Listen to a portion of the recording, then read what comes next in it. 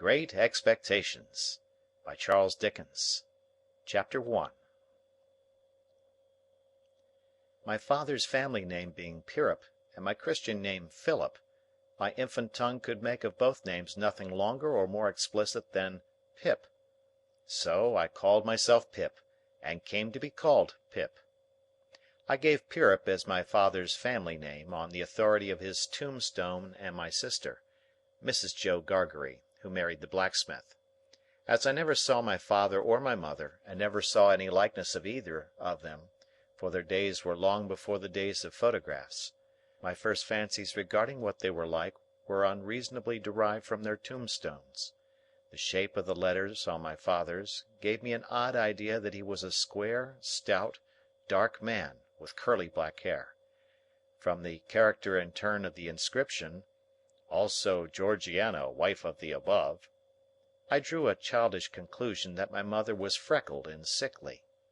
To 5 little stone lozenges, each about a foot and a half long, which were arranged in a neat row beside their grave, and were sacred to the memory of 5 little brothers of mine, who gave up trying to get a living exceedingly early in that universal struggle, I am indebted for a belief I religiously entertained, that they had all been born on their backs with their hands in their trouser pockets, and had never taken them out in this state of existence. Ours was the marsh country, down by the river, within, as the river wound, 20 miles of the sea. My first most vivid and broad impression of the identity of things seems to me to have been gained on a memorable raw afternoon towards evening.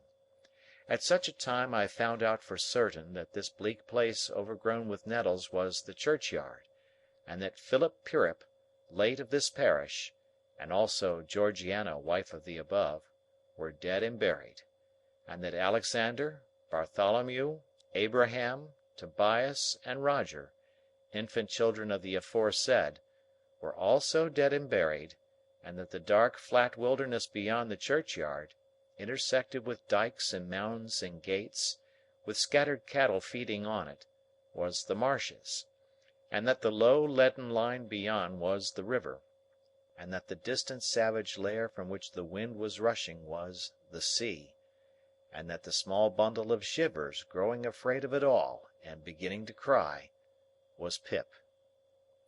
"Hold your noise!" cried a terrible voice, as a man started up from among the graves at the side of the church porch. "Keep still, you little divil, or I'll cut your throat!" A fearful man, all in coarse grey, with a great iron on his leg. A man with no hat, and with broken shoes, and with an old rag tied round his head. A man who had been soaked in water, and smothered in mud, and lamed by stones, and cut by flints, and stung by nettles, and torn by briars, who limped, and shivered, and glared, and growled, and whose teeth chattered in his head as he seized me by the chin. "Oh, don't cut my throat, sir!" I pleaded in terror. "Pray don't do it, sir!" "Tell us your name," said the man. "Quick!" "Pip, sir." "Once more," said the man, staring at me. "Give it mouth." "Pip. Pip, sir." "Show us where you live," said the man.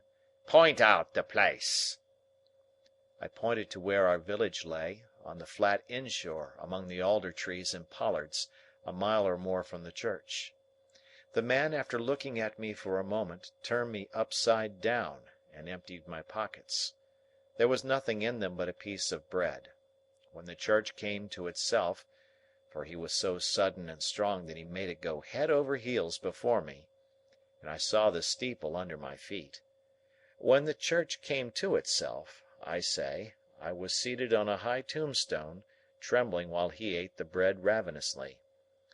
"You young dog," said the man, licking his lips, "what fat cheeks you ha' got!" I believe they were fat, although I was at that time undersized for my years, and not strong. "Darn me if I couldn't eat 'em," said the man, with a threatening shake of his head, "and if I haven't half a mind to it." I earnestly expressed my hope that he wouldn't, and held tighter to the tombstone on which he had put me, partly to keep myself upon it, partly to keep myself from crying. "Now look'ee here," said the man. "Where's your mother?" "There, sir," said I. He started, made a short run, and stopped and looked over his shoulder. "There, sir," I timidly explained. "Also Georgiana. That's my mother." "Oh!" said he, coming back. "And is that your father along o' your mother?" "Yes, sir," said I. "Him too, late of this parish." "Ha!" he muttered then, considering. "Who do you live with? Supposing you're kindly let to live, which I hadn't made up my mind about."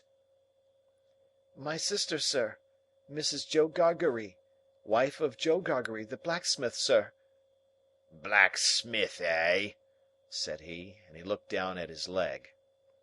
After darkly looking at his leg and me several times, he came closer to my tombstone, took me by both arms, and tilted me back as far as he could hold me, so that his eyes looked most powerfully down into mine, and mine looked most helplessly up into his. "Now look'ee here," he said. "The question being whether you're to be let to live. You know what a file is?" "Yes, sir." "And you know what wittles is?" "Yes, sir." After each question, he tilted me over a little more, so as to give me a greater sense of helplessness and danger. "You get me a file." He tilted me again. "And you get me wittles." He tilted me again. "You bring 'em both to me." He tilted me again. "Or I'll have your 'art and liver out." He tilted me again. I was dreadfully frightened, and so giddy that I clung to him with both hands, and said, "If you would kindly please to let me keep upright, sir, perhaps I shouldn't be sick, and perhaps I could attend more." He gave me a most tremendous dip and roll, so that the church jumped over its own weathercock. Then, he held me by the arms in an upright position on the top of the stone, and went on in these fearful terms. "You bring me, to-morrow morning early, that file and them wittles. You bring the lot to me, at that old battery over yonder. You do it, and you never dare to say a word, or dare to make a sign concerning your having seen such a person as me, or any person soever, and you shall be let to live.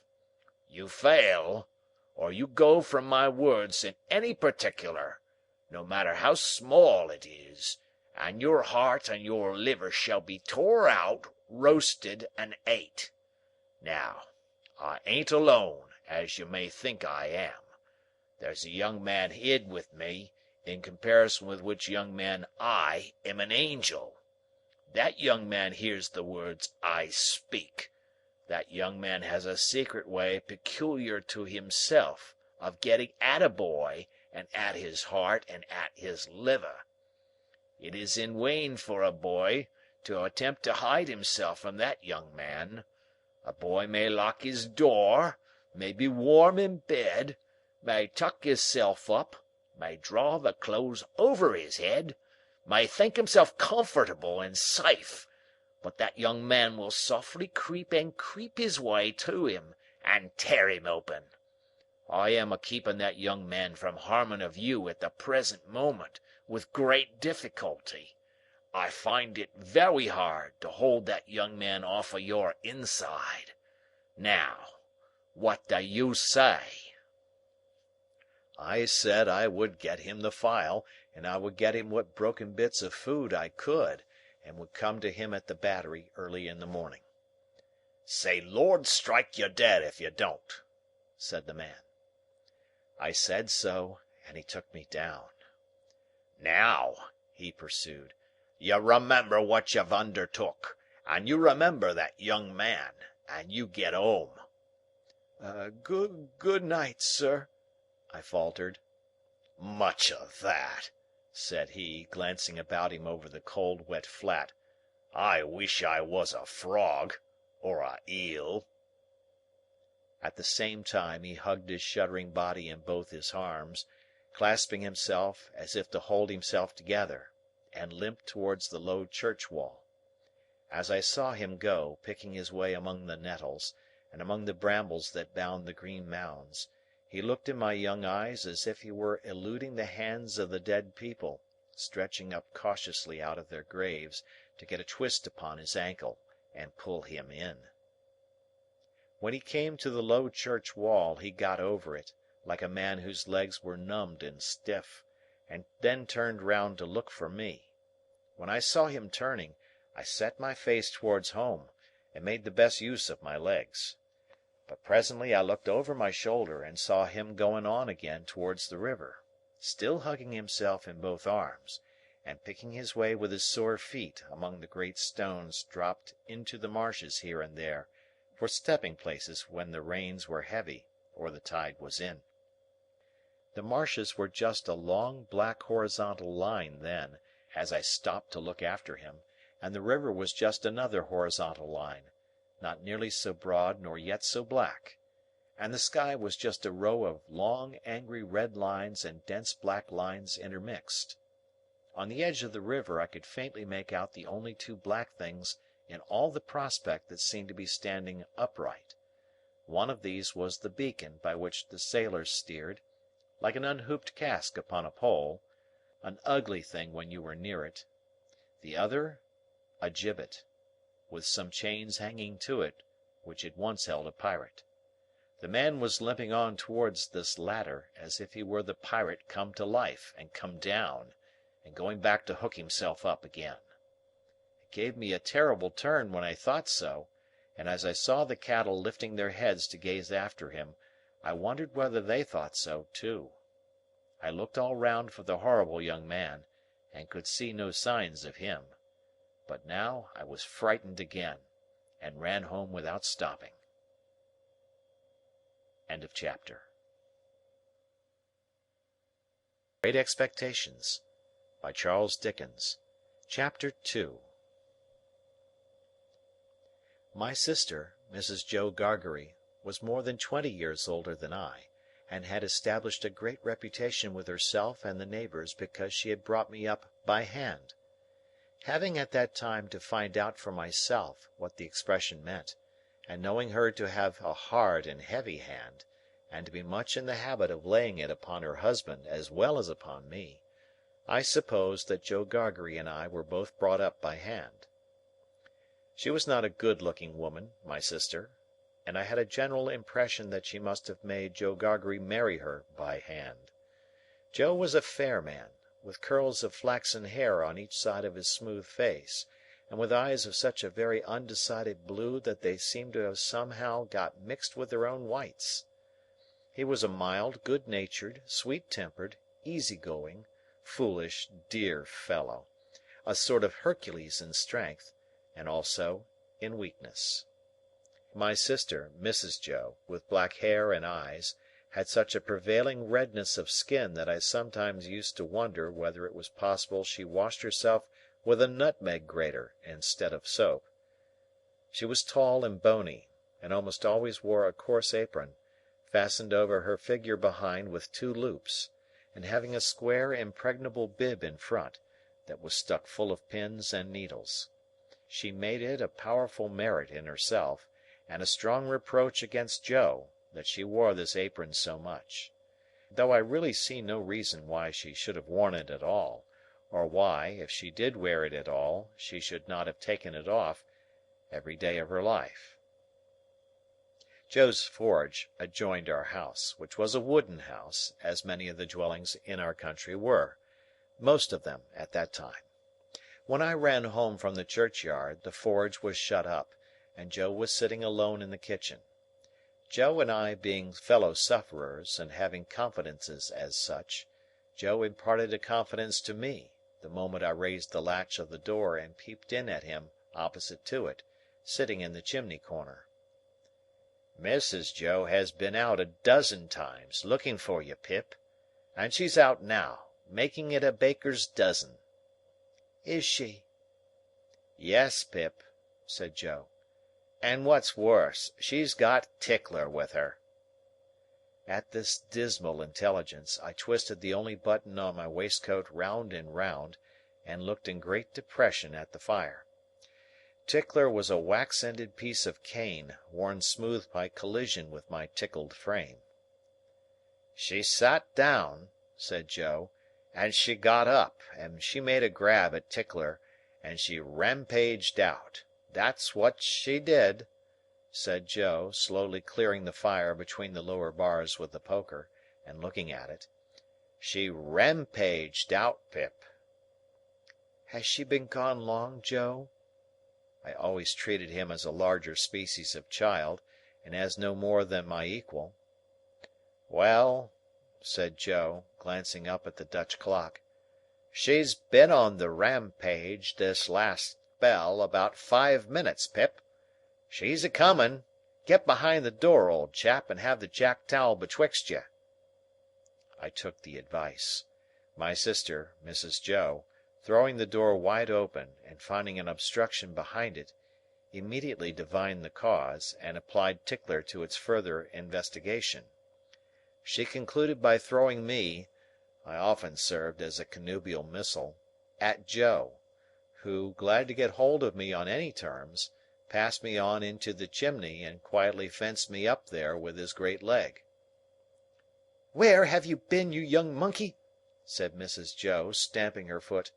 "Tell me directly what you've been doing to wear me away with fret and fright and worry, or I'll have you out of that corner if you was 50 Pips, and he was 500 Gargeries."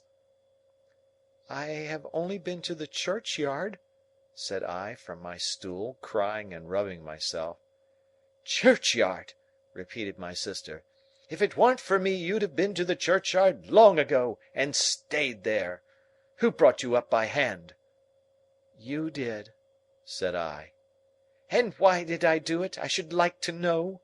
exclaimed my sister. I whimpered, "I don't know." "I don't," said my sister. "I'd never do it again. I know that I may truly say that I've never had this apron of mine off since born you were. It's bad enough to be a blacksmith's wife, and him a Gargery, without being your mother." My thoughts strayed from that question as I looked disconsolately at the fire. For the fugitive out on the marshes with the ironed leg, the mysterious young man, the file, the food, and the dreadful pledge I was under to commit a larceny on those sheltering premises, rose before me in the avenging coals. "Ha!" said Mrs. Joe, restoring Tickler to his station. "Churchyard, indeed! You may well say churchyard, you two." One of us, by the by, had not said it at all. "You'll drive me to the churchyard betwixt you, one of these days, and oh, a precious pair you'd be without me!" As she applied herself to set the tea things, Joe peeped down at me over his leg, as if he were mentally casting me and himself up, and calculating what kind of pair we practically should make, under the grievous circumstances foreshadowed. After that, he sat feeling his right side flaxen curls and whiskers, and following Mrs. Joe about with his blue eyes, as his manner always was at squally times. My sister had a trenchant way of cutting our bread and butter for us, that never varied. First, with her left hand she jammed the loaf hard and fast against her bib, where it sometimes got a pin into it, and sometimes a needle, which we afterwards got into our mouths. Then she took some butter, not too much, on a knife, and spread it on the loaf, in an apothecary kind of way, as if she were making a plaster, using both sides of the knife with a slapping dexterity, and trimming and moulding the butter off round the crust. Then, she gave the knife a final smart wipe on the edge of the plaster, and then sawed a very thick round off the loaf, which she finally, before separating from the loaf, hewed into 2 halves, of which Joe got one, and I the other. On the present occasion, though I was hungry, I dared not eat my slice. I felt that I must have something in reserve for my dreadful acquaintance, and his ally the still more dreadful young man. I knew Mrs. Joe's housekeeping to be of the strictest kind, and that my larcenous researches might find nothing available in the safe. Therefore I resolved to put my hunk of bread and butter down the leg of my trousers. The effort of resolution necessary to the achievement of this purpose I found to be quite awful. It was as if I had to make up my mind to leap from the top of a high house, or plunge into a great depth of water; and it was made the more difficult by the unconscious Joe.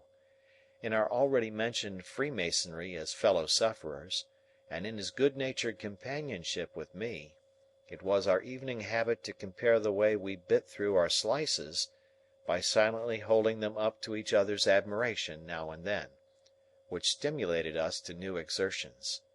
To-night, Joe several times invited me, by the display of his fast diminishing slice, to enter upon our usual friendly competition; but he found me, each time, with my yellow mug of tea on one knee, and my untouched bread and butter on the other. At last, I desperately considered that the thing I contemplated must be done, and that it had best be done in the least improbable manner consistent with the circumstances. I took advantage of a moment when Joe had just looked at me, and got my bread and butter down my leg. Joe was evidently made uncomfortable by what he supposed to be my loss of appetite, and took a thoughtful bite out of his slice, which he didn't seem to enjoy. He turned it about in his mouth much longer than usual, pondering over it a good deal, and after all gulped it down like a pill. He was about to take another bite, and had just got his head on one side for a good purchase on it, when his eye fell on me, and he saw that my bread and butter was gone. The wonder and consternation with which Joe stopped on the threshold of his bite and stared at me were too evident to escape my sister's observation. "What's the matter now?" said she smartly, as she put down her cup. "I say, you know," muttered Joe, shaking his head at me in very serious remonstrance, "Pip, old chap, you'll do yourself a mischief. It'll stick somewhere. You can't have chewed it, Pip." "What's the matter now?" repeated my sister, more sharply than before. "If you can cough any trifle of it up, Pip, I'd recommend you to do it," said Joe, all aghast. "Manners is manners, but still your 'ealth's your 'ealth." By this time my sister was quite desperate, so she pounced on Joe, and taking him by the two whiskers, knocked his head for a little while against the wall behind him, while I sat in the corner, looking guiltily on. "Now perhaps you'll mention what's the matter," said my sister, out of breath. "You staring great stuck pig!" Joe looked at her in a helpless way, then took a helpless bite, and looked at me again. "You know, Pip," said Joe, solemnly, with his last bite in his cheek, and speaking in a confidential voice as if we two were quite alone, "you and me is always friends, and I'd be the last to tell upon you any time. But such a—" he moved his chair, and looked about the floor between us, and then again at me, "such a most uncommon bolt as that." "Been bolting his food, has he?" cried my sister. "You know, old chap," said Joe, looking at me and not at Mrs. Joe, with his bite still in his cheek, "I bolted myself when I was your age, frequent, and as a boy I've been among a many bolters. But I never seen your bolting equal yet, Pip, and it's a mercy you ain't bolted dead." My sister made a dive at me, and fished me up by the hair, saying nothing more than the awful words, "You come along and be dosed." Some medical beast had revived tar water in those days as a fine medicine, and Mrs. Joe always kept a supply of it in the cupboard, having a belief in its virtues correspondent to its nastiness. At the best of times, so much of this elixir was administered to me as a choice restorative, that I was conscious of going about smelling like a new fence. On this particular evening the urgency of my case demanded a pint of this mixture, which was poured down my throat, for my greater comfort, while Mrs. Joe held my head under her arm, as a boot would be held in a boot jack. Joe got off with half a pint, but was made to swallow that, much to his disturbance, as he sat slowly munching and meditating before the fire. "Because he had had a turn." Judging from myself, I should say he certainly had a turn afterwards, if he had had none before. Conscience is a dreadful thing when it accurses man or boy, but when, in the case of a boy, that secret burden co-operates with another secret burden down the leg of his trousers, it is, as I can testify, a great punishment. The guilty knowledge that I was going to rob Mrs. Joe—I never thought I was going to rob Joe, for I never thought of any of the housekeeping property as his—united to the necessity of always keeping one hand on my bread and butter as I sat, or when I was ordered about the kitchen on any small errand, almost drove me out of my mind.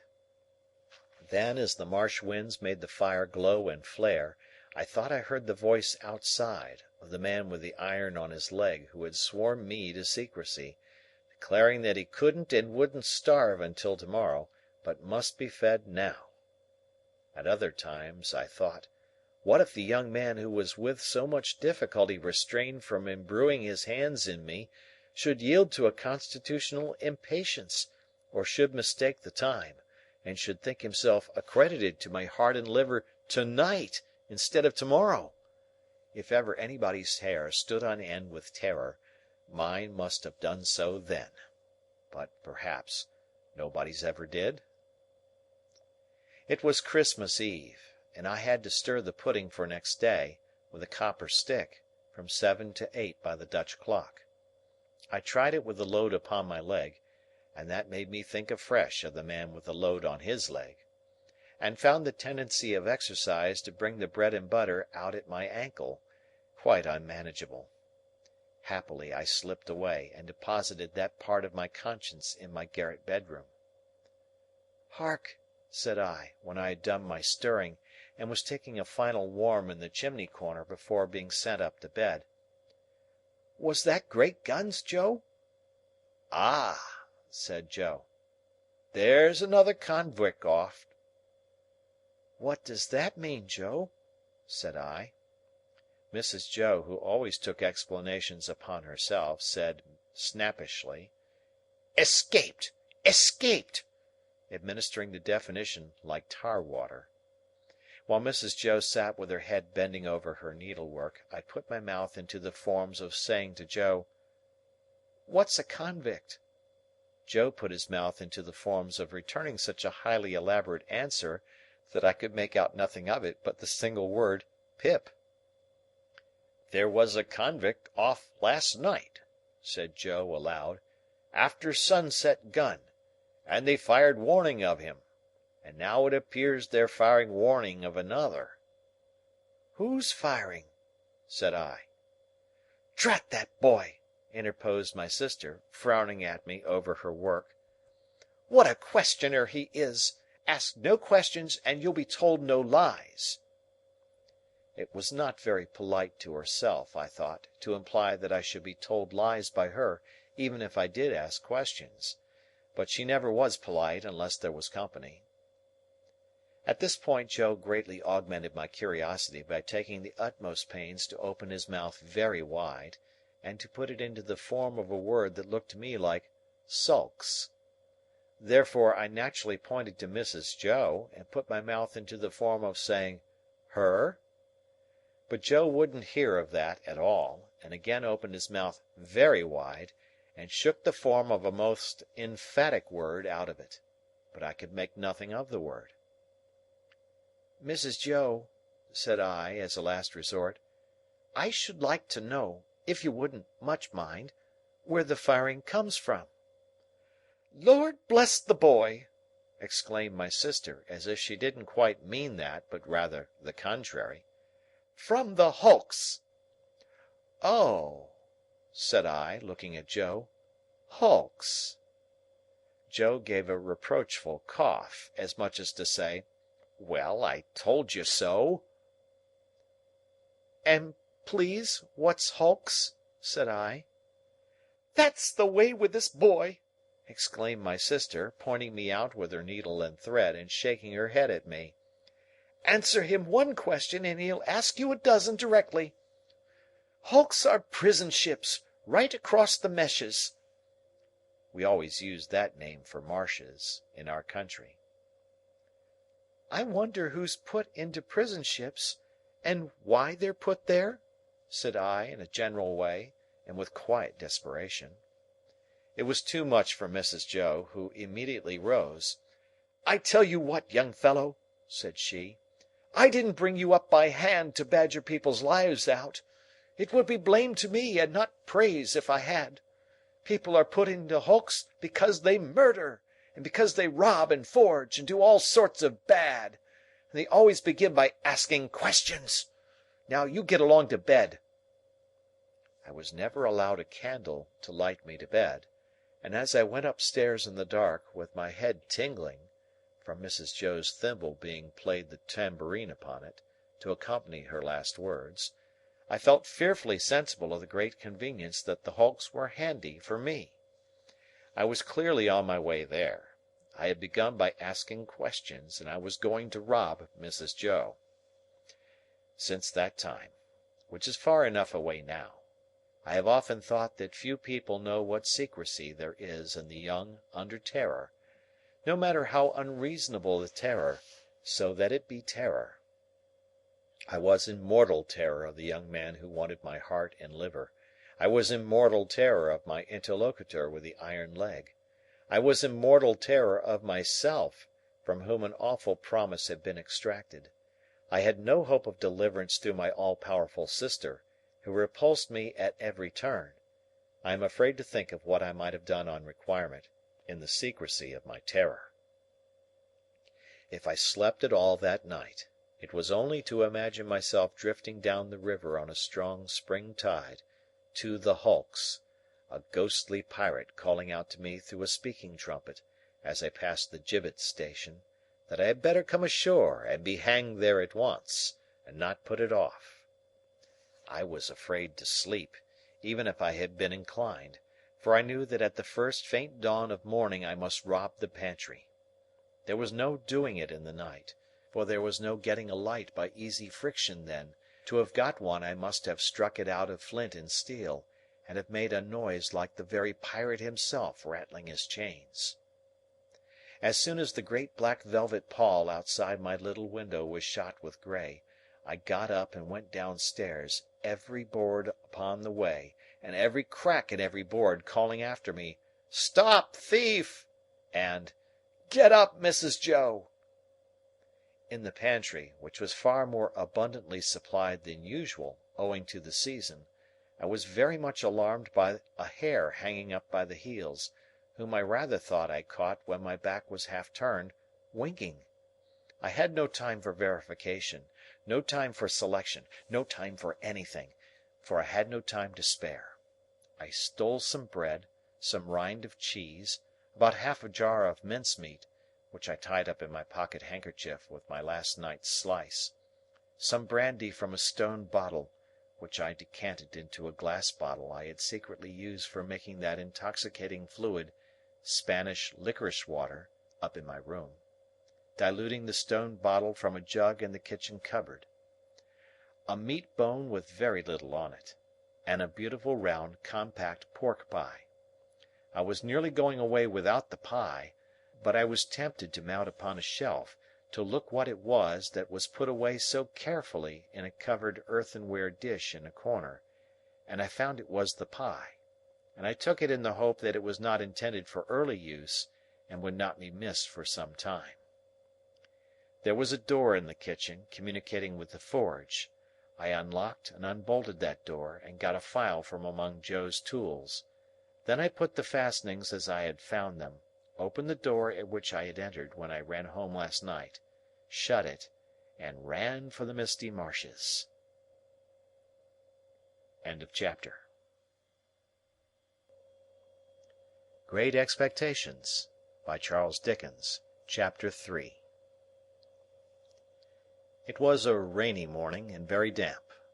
I had seen the damp lying on the outside of my little window, as if some goblin had been crying there all night, and using the window for a pocket handkerchief. Now, I saw the damp lying on the bare hedges and spare grass, like a coarser sort of spider's webs, hanging itself from twig to twig and blade to blade. On every rail and gate wet lay clammy, and the marsh mist was so thick that the wooden finger on the post directing people to our village, a direction which they never accepted, for they never came there, was invisible to me until I was quite close under it. Then, as I looked up at it, while it dripped, it seemed to my oppressed conscience like a phantom devoting me to the hulks. The mist was heavier yet when I got out upon the marshes, so that instead of my running at everything, everything seemed to run at me. This was very disagreeable to a guilty mind. The gates and dikes and banks came bursting at me through the mist, as if they cried as plainly as could be, "A boy with somebody else's pork pie! Stop him!" The cattle came upon me with like suddenness, staring out of their eyes, and steaming out of their nostrils. "Halloa, young thief!" One black ox, with a white cravat on, who even had to my awakened conscience something of a clerical air, fixed me so obstinately with his eyes, and moved his blunt head round in such an accusatory manner as I moved round, that I blubbered out to him, "I couldn't help it, sir. It wasn't for myself I took it." Upon which he put down his head, blew a cloud of smoke out of his nose, and vanished with a kick-up of his hind legs and a flourish of his tail. All this time I was getting on towards the river, but however fast I went, I couldn't warm my feet, to which the damp cold seemed riveted, as the iron was riveted to the leg of the man I was running to meet. I knew my way to the Battery, pretty straight, for I had been down there on a Sunday with Joe, and Joe, sitting on an old gun, had told me that when I was 'prentice to him, regularly bound, we would have such larks there. However, in the confusion of the mist, I found myself at last too far to the right, and consequently had to try back along the river side, on the bank of loose stones above the mud and the stakes that staked the tide out. Making my way along here with all dispatch, I had just crossed a ditch which I knew to be very near the Battery, and had just scrambled up the mound beyond the ditch, when I saw the man sitting before me. His back was towards me, and he had his arms folded, and was nodding forward, heavy with sleep. I thought he would be more glad if I came upon him with his breakfast, in that unexpected manner, so I went forward softly and touched him on the shoulder. He instantly jumped up, and it was not the same man, but another man. And yet this man was dressed in coarse grey too, and had a great iron on his leg, and was lame, and hoarse, and cold, and was everything that the other man was, except that he had not the same face, and had a flat broad-brimmed low-crowned felt hat on. All this I saw in a moment, for I had only a moment to see it in. He swore an oath at me, made a hit at me (it was a round, weak blow that missed me and almost knocked himself down, for it made him stumble), and then he ran into the mist, stumbling twice as he went, and I lost him. "It's the young man," I thought, feeling my heart shoot as I identified him. I dare say I should have felt a pain in my liver too, if I had known where it was. I was soon at the Battery after that, and there was the right man, hugging himself, and limping to and fro, as if he had never all night left off hugging and limping, waiting for me. He was awfully cold, to be sure. I half expected to see him drop down before my face and die of deadly cold. His eyes looked so awfully hungry too, that when I handed him the file and he laid it down on the grass, it occurred to me he would have tried to eat it if he had not seen my bundle. He did not turn me upside down this time to get at what I had, but left me right side upwards while I opened the bundle and emptied my pockets. "What's in the bottle, boy?" said he. "Brandy," said I. He was already handing mincemeat down his throat in a most curious manner, more like a man who was putting it away somewhere in a violent hurry than a man who was eating it, but he left off to take some of the liquor. He shivered all the while so violently that it was quite as much as he could do to keep the neck of the bottle between his teeth without biting it off. "I think you have got the ague," said I. "I'm much of your opinion, boy," said he. "It's bad about here," I told him. "You've been lying out on the meshes, and they're dreadful aguish. Rheumatic, too." "I'll eat my breakfast afore they're the death of me," said he. "I'd do that, if I was going to be strung up to that there gallows as there is over there, directly afterwards. I'll beat the shivers so far, I'll bet you." He was gobbling mincemeat, meat bone, bread, cheese, and pork pie, all at once, staring distrustfully while he did so at the mist all around us, and often stopping, even stopping his jaws, to listen. Some real or fancied sound, some clink upon the river or breathing of beast upon the marsh, now gave him a start, and he said suddenly, "You're not a deceiving imp? You brought no one with you?" "No, sir, no."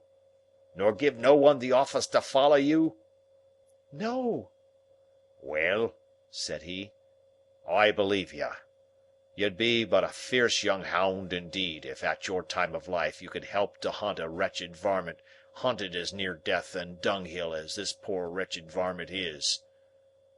Something clicked in his throat, as if he had works in him like a clock, and was going to strike, and he smeared his ragged rough sleeve over his eyes.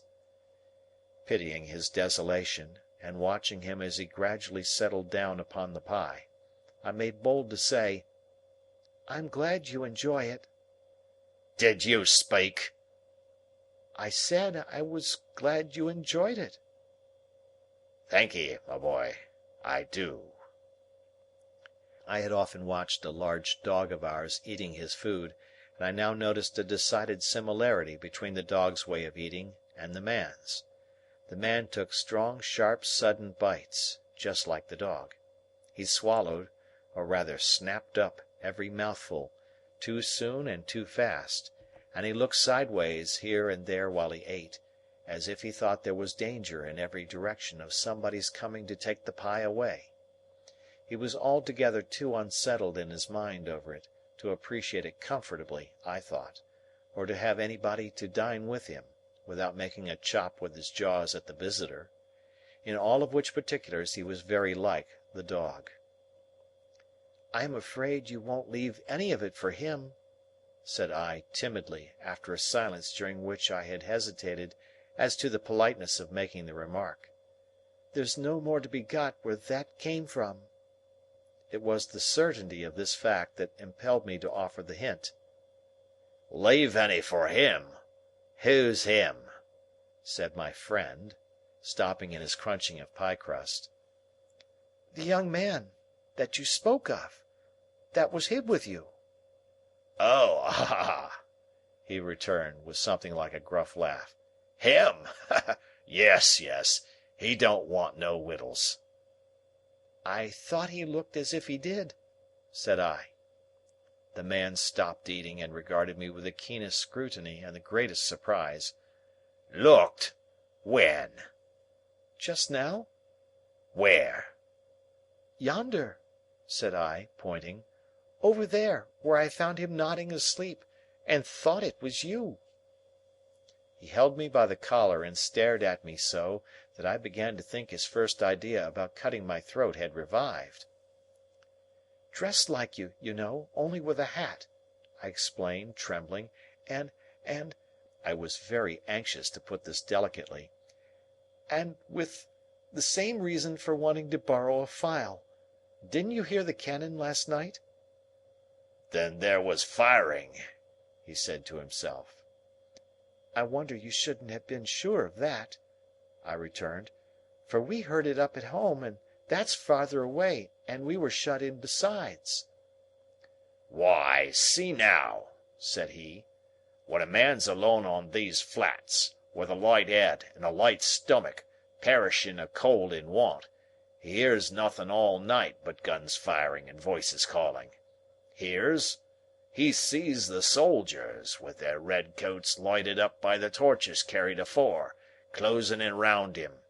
Hears his number called, hears himself challenged, hears the rattle of the muskets, hears the orders 'Make ready, present, cover him steady, men,' and is laid hands on, and there's nothing. Why, if I see one pursuing party last night, coming up in order, damn 'em, with their tramp, tramp, I see 100. And as to firing, why, I see the mist shake with the cannon, arter it with broad day.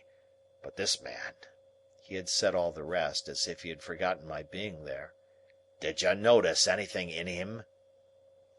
"He had a badly bruised face," said I, recalling what I hardly knew I knew. "Not here!" exclaimed the man, striking his left cheek mercilessly with the flat of his hand. "Yes, there." "Where is he?" He crammed what little food was left into the breast of his grey jacket. "Show me the way he went. I'll pull him down like a bloodhound.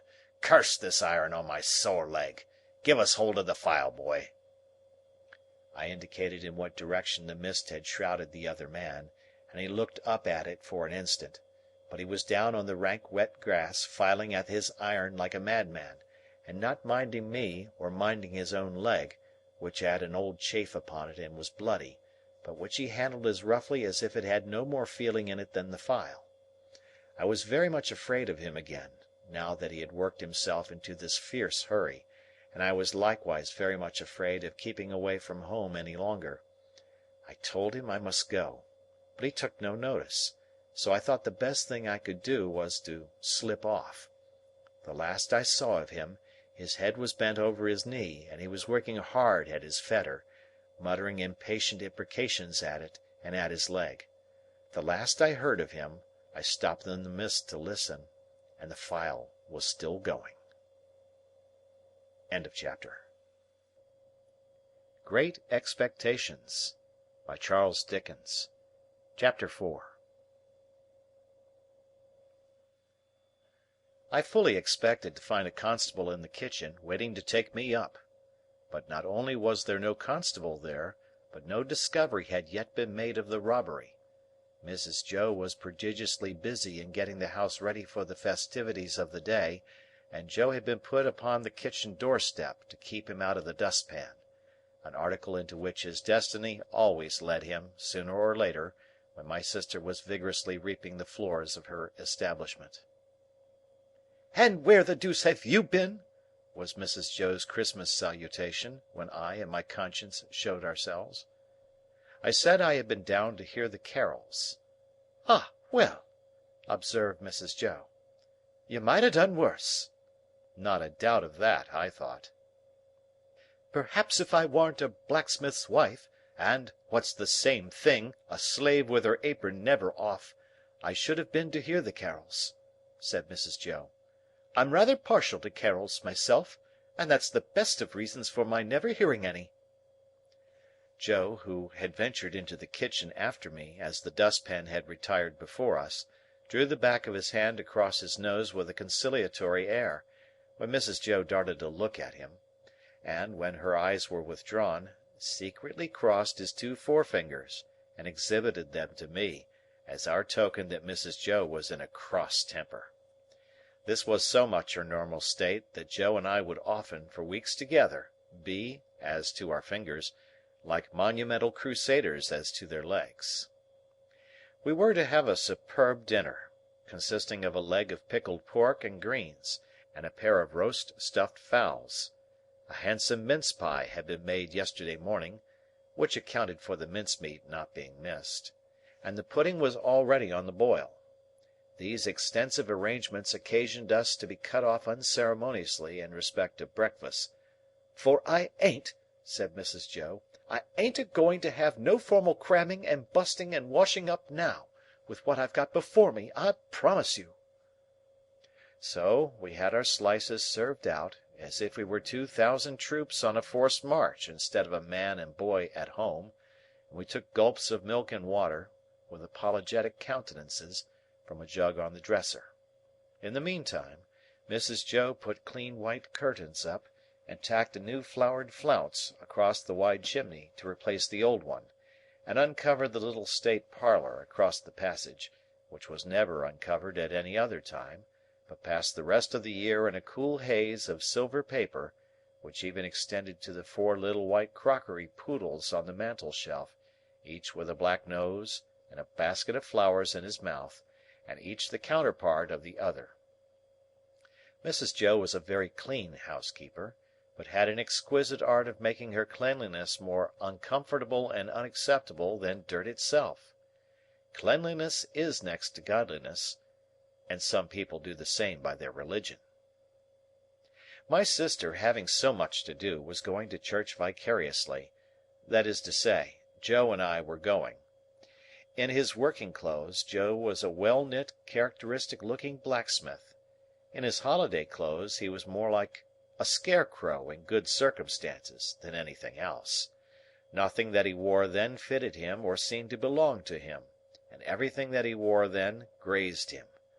On the present festive occasion he emerged from his room, when the blithe bells were going, the picture of misery, in a full suit of Sunday penitentials. As to me, I think my sister must have had some general idea that I was a young offender whom an accoucheur policeman had taken up, on my birthday, and delivered over to her, to be dealt with according to the outraged majesty of the law. I was always treated as if I had insisted on being born in opposition to the dictates of reason, religion, and morality, and against the dissuading arguments of my best friends. Even when I was taken to have a new suit of clothes, the tailor had orders to make them like a kind of reformatory, and on no account to let me have the free use of my limbs. Joe and I going to church, therefore, must have been a moving spectacle for compassionate minds. Yet, what I suffered outside was nothing to what I underwent within. The terrors that had assailed me whenever Mrs. Joe had gone near the pantry, or out of the room, were only to be equalled by the remorse with which my mind dwelt on what my hands had done. Under the weight of my wicked secret, I pondered whether the church would be powerful enough to shield me from the vengeance of the terrible young man, if I divulged to that establishment.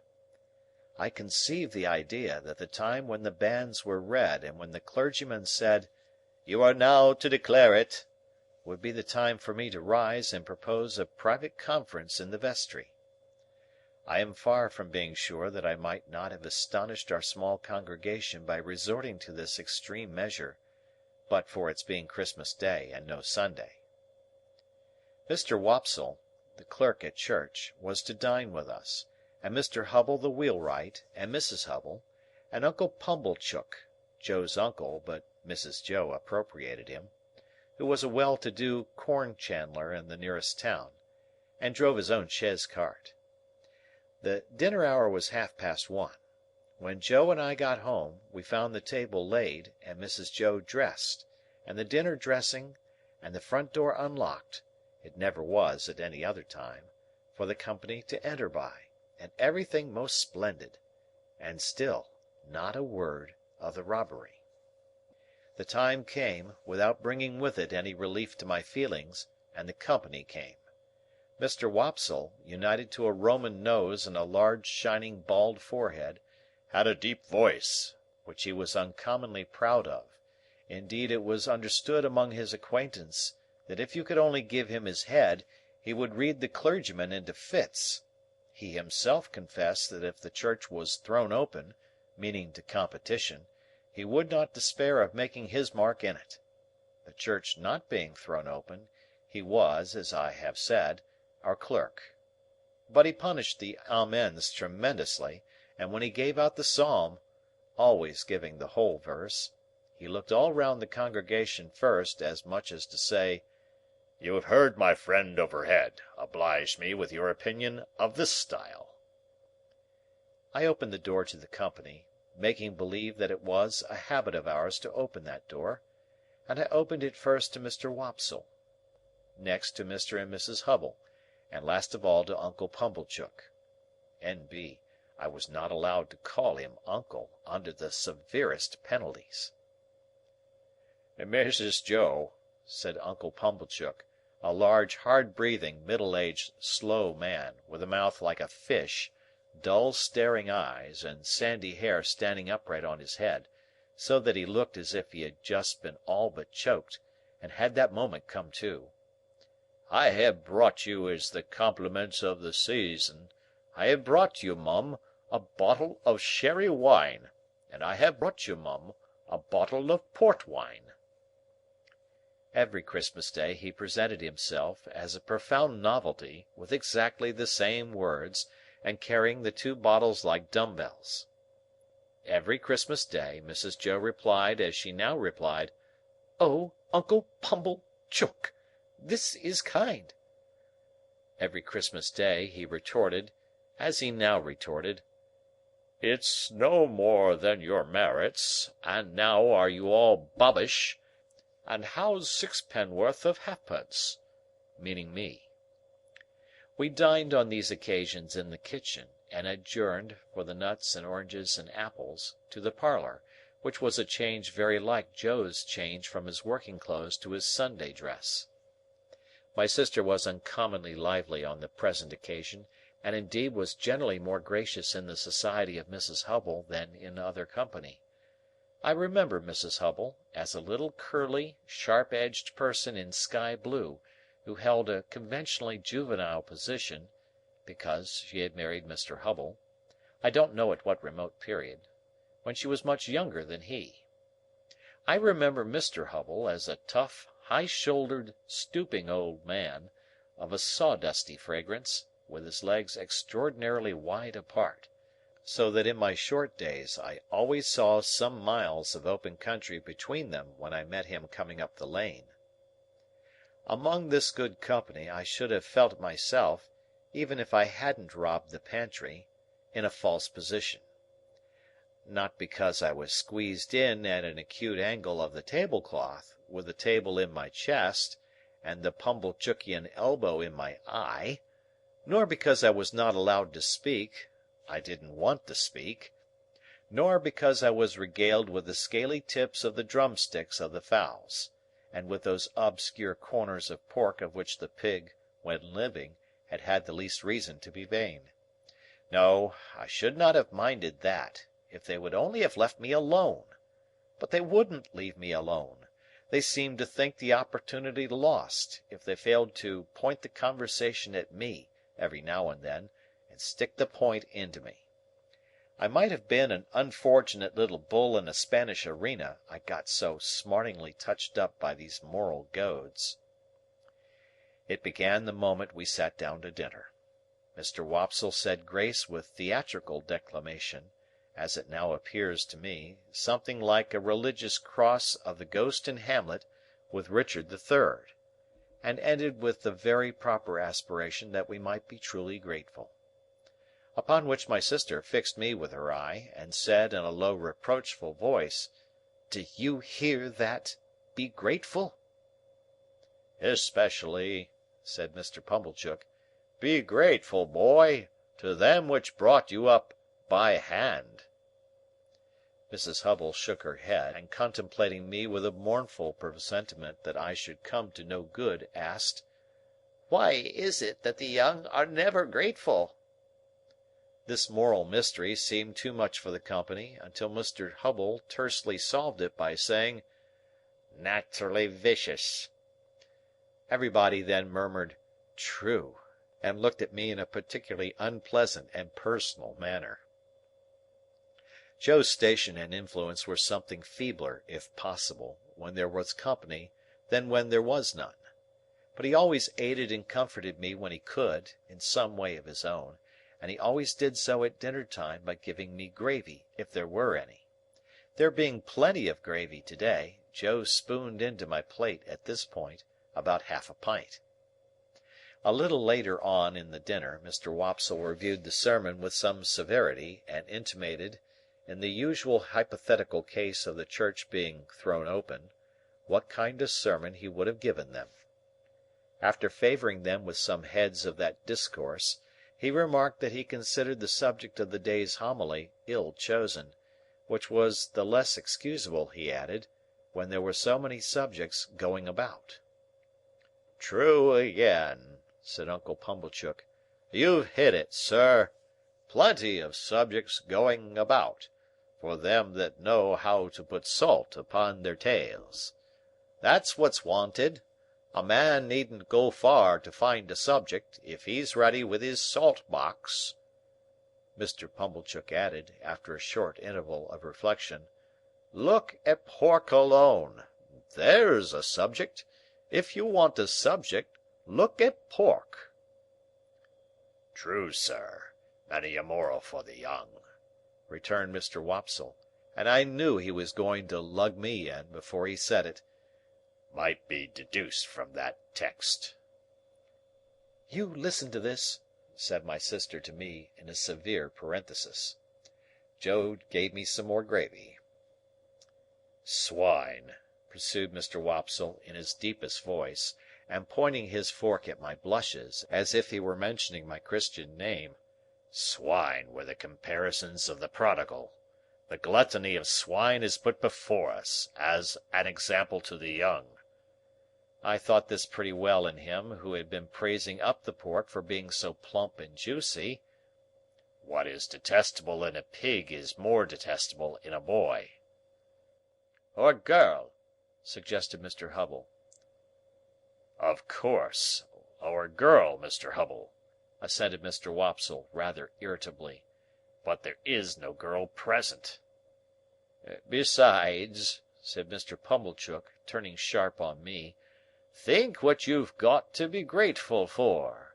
If you'd been born a squeaker—" "He was, if ever a child was," said my sister, most emphatically. Joe gave me some more gravy. "Well, I mean a four-footed squeaker," said Mr. Pumblechook. "If you had been born such, would you have been here now? Not you." "Unless in that form," said Mr. Wopsle, nodding towards the dish. "But I don't mean in that form, sir," returned Mr. Pumblechook, who had an objection to being interrupted. "I mean enjoying himself with his elders and betters, and improving himself with their conversation, and rolling in the lap of luxury. Would he have been doing that? No, he wouldn't. And what would have been your destination?" turning on me again. "You would have been disposed of for so many shillings, according to the market price of the article, and Dunstable the butcher would have come up to you as you lay in your straw, and he would have whipped you under his left arm, and with his right he would have tucked up his frock to get a penknife from out of his waistcoat pocket, and he would have shed your blood and had your life. No bringing up by hand then, not a bit of it." Joe offered me more gravy, which I was afraid to take. "He was a world of trouble to you, ma'am," said Mrs. Hubble, commiserating my sister. "Trouble!" echoed my sister. "Trouble!" and then entered on a fearful catalogue of all the illnesses I had been guilty of, and all the acts of sleeplessness I had committed, and all the high places I had tumbled from, and all the low places I had tumbled into, and all the injuries I had done myself, and all the times she had wished me in my grave, and I had contumaciously refused to go there. I think the Romans must have aggravated one another very much with their noses. Perhaps they became the restless people they were in consequence. Anyhow, Mr. Wopsle's Roman nose so aggravated me, during the recital of my misdemeanours, that I should have liked to pull it until he howled.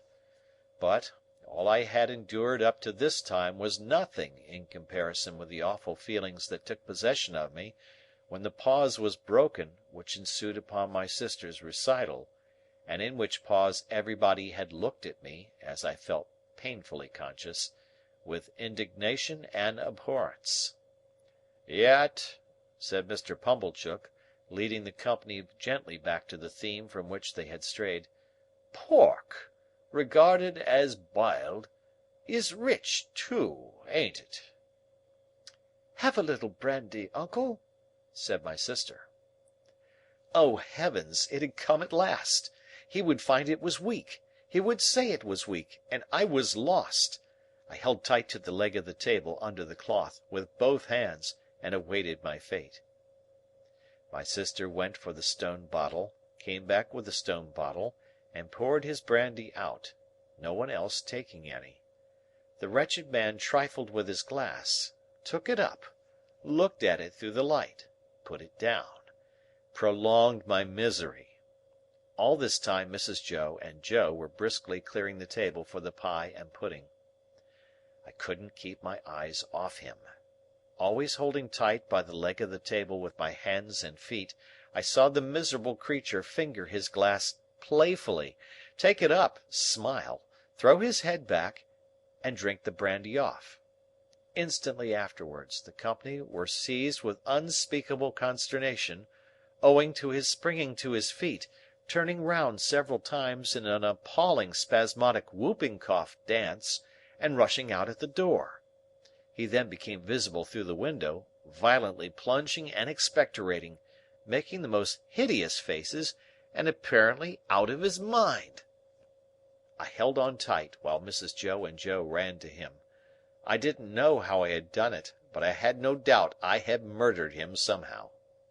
In my dreadful situation, it was a relief when he was brought back, and surveying the company all round as if they had disagreed with him, sank down into his chair with one significant gasp.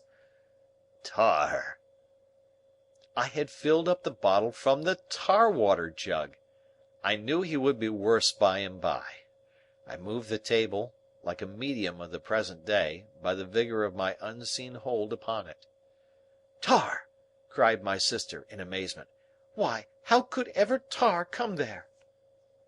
But Uncle Pumblechook, who was omnipotent in that kitchen, wouldn't hear the word, wouldn't hear of the subject, imperiously waved it all away with his hand, and asked for hot gin and water. My sister, who had begun to be alarmingly meditative, had to employ herself actively in getting the gin, the hot water, the sugar, and the lemon peel, and mixing them. For the time being, at least, I was saved. I still held on to the leg of the table, but clutched it now with the fervour of gratitude. By degrees I became calm enough to release my grasp and partake of pudding. Mr. Pumblechook partook of pudding. All partook of pudding. The course terminated, and Mr. Pumblechook had begun to beam under the genial influence of gin and water. I began to think I should get over the day, when my sister said to Joe, "Clean plates. Cold." I clutched the leg of the table again immediately, and pressed it to my bosom, as if it had been the companion of my youth and friend of my soul. I foresaw what was coming, and I felt that this time I really was gone. "You must taste," said my sister, addressing the guests with her best grace, "you must taste, to finish with, such a delightful and delicious present of Uncle Pumblechook's." Must they? Let them not hope to taste it. "You must know," said my sister, rising, "it's a pie, a savoury pork pie." The company murmured their compliments. Uncle Pumblechook, sensible of having deserved well of his fellow creatures, said, quite vivaciously, all things considered, "Well, Mrs. Joe, we'll do our best endeavours. Let us have a cut at this same pie." My sister went out to get it. I heard her steps proceed to the pantry. I saw Mr. Pumblechook balance his knife. I saw reawakening appetite in the Roman nostrils of Mr. Wopsle. I heard Mr. Hubble remark that "a bit of savoury pork pie would lay atop of anything you could mention, and do no harm." And I heard Joe say, "You shall have some, Pip." I have never been absolutely certain whether I uttered a shrill yell of terror, merely in spirit, or in the bodily hearing of the company. I felt that I could bear no more, and that I must run away. I released the leg of the table, and ran for my life. But I ran no farther than the house door, for there I ran head foremost into a party of soldiers with their muskets, one of whom held out a pair of handcuffs to me, saying, "Here you are. Look sharp. Come on." End of chapter. Great Expectations, by Charles Dickens. Chapter 5. The apparition of a file of soldiers ringing down the butt ends of their loaded muskets on our doorstep caused the dinner party to rise from table in confusion, and caused Mrs. Joe, re-entering the kitchen empty-handed, to stop short and stare, in her wondering lament of, "Gracious goodness, gracious me, what's gone with the pie?" The sergeant and I were in the kitchen when Mrs. Joe stood staring, at which crisis I partially recovered the use of my senses. It was the sergeant who had spoken to me, and he was now looking round at the company, with his handcuffs invitingly extended towards them in his right hand, and his left on my shoulder. "Excuse me, ladies and gentlemen," said the sergeant, "but as I have mentioned at the door to this smart young shaver," which he hadn't, "I am on a chase in the name of the king, and I want the blacksmith." "And pray what might you want with him?" retorted my sister, quick to resent his being wanted at all. "Missus," returned the gallant sergeant, "speaking for myself, I should reply, the honour and pleasure of his fine wife's acquaintance. Speaking for the king, I answer, a little job done." This was received as rather neat in the sergeant, insomuch that Mr. Pumblechook cried audibly, "Good again!" "You'll see, blacksmith," said the sergeant, who had by this time picked out Joe with his eye. "We have had an accident with these, and I find the lock of one of 'em goes wrong, and the coupling don't act pretty. As they are wanted for immediate service, will you throw your eye over them?" Joe threw his eye over them, and pronounced that the job would necessitate the lighting of his forge fire, and would take nearer 2 hours than 1. "Will it? Then will you set about it at once, blacksmith?" said the off-hand sergeant, "as it's on His Majesty's service, and if my men can bear a hand anywhere, they'll make themselves useful." With that he called to his men, who came trooping into the kitchen, one after another, and piled their arms in a corner. And then they stood about, as soldiers do, now with their hands loosely clasped before them, now resting a knee or a shoulder, now easing a belt or a pouch, now opening the door to spit stiffly over their high stocks out into the yard.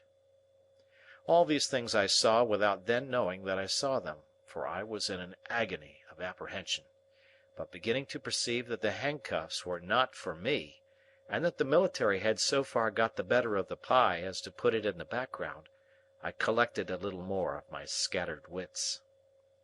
"Will you give me the time?"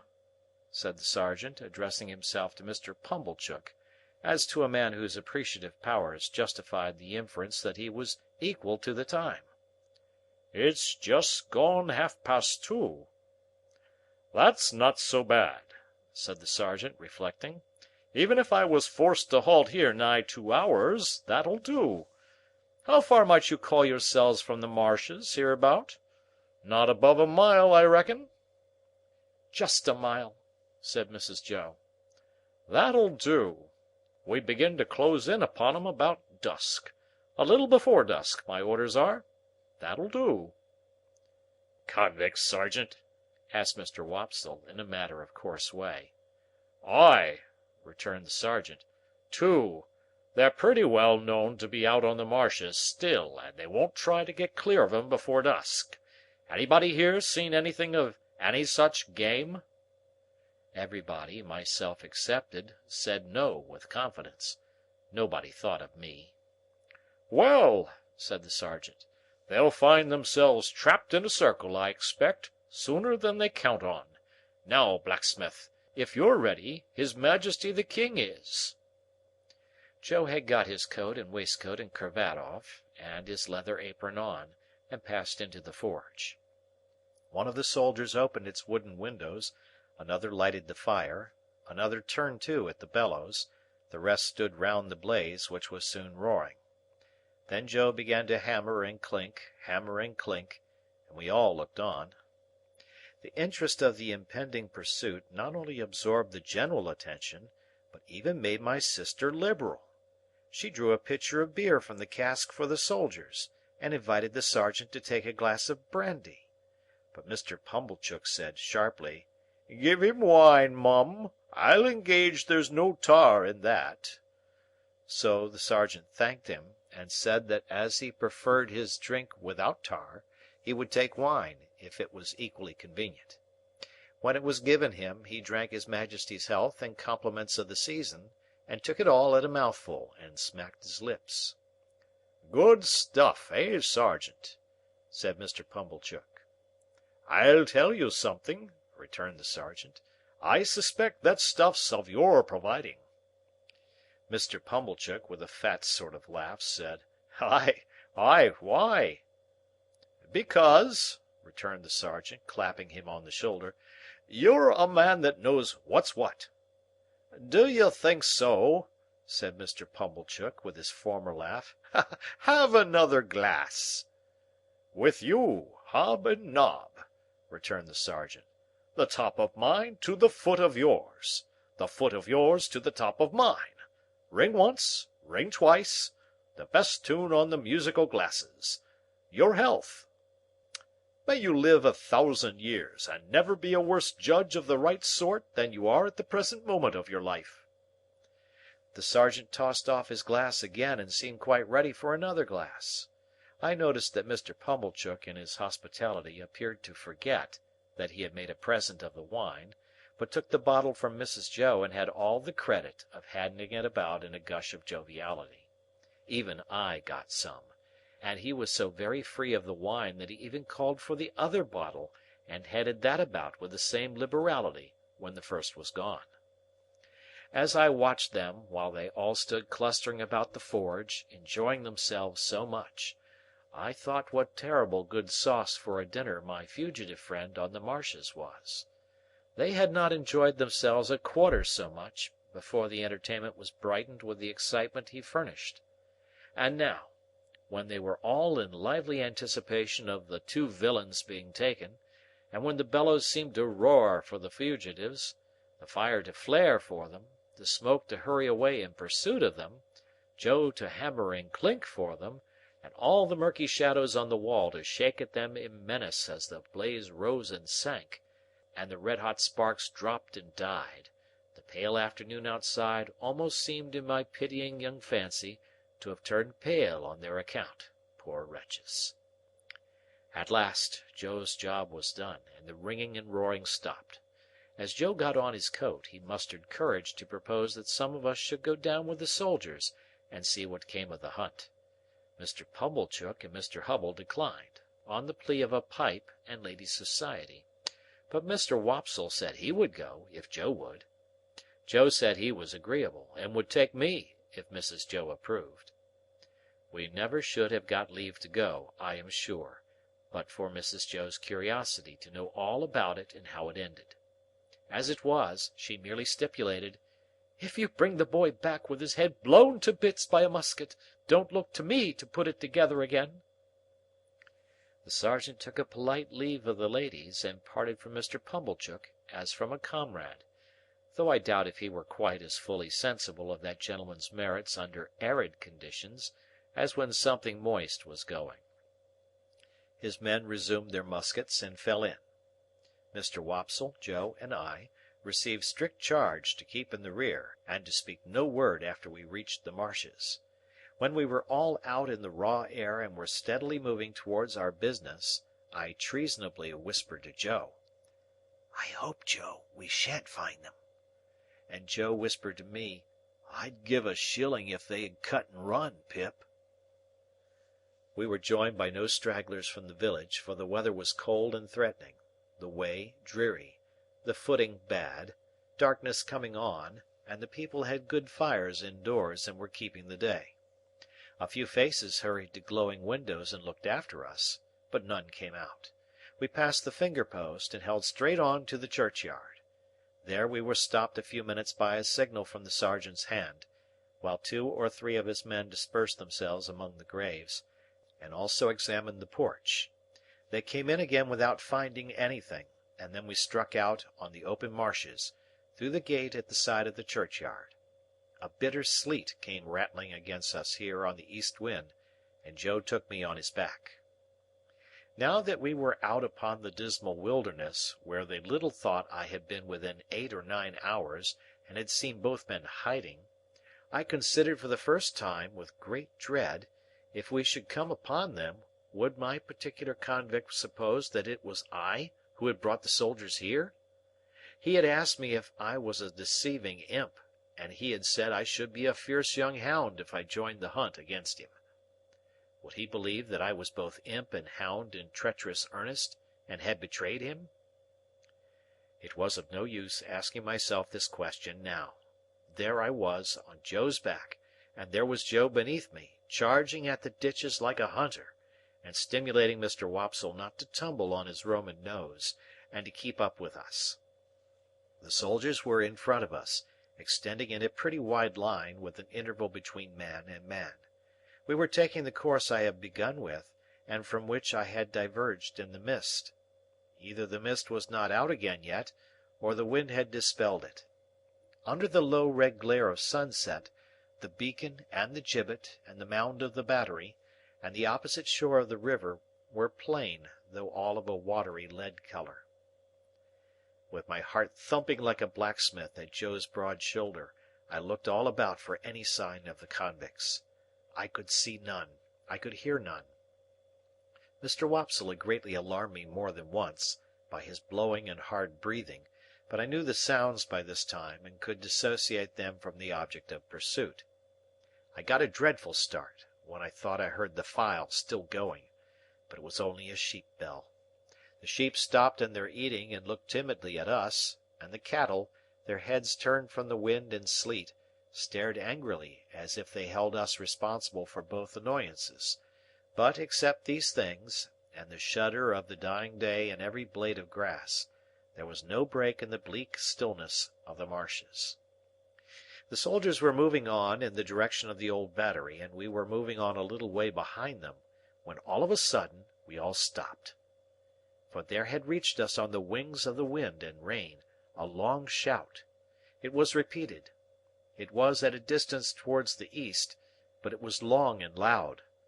Nay, there seemed to be 2 or more shouts raised together, if one might judge from a confusion in the sound.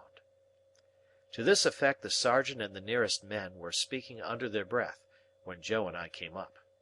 After another moment's listening, Joe, who was a good judge, agreed, and Mr. Wopsle, who was a bad judge, agreed.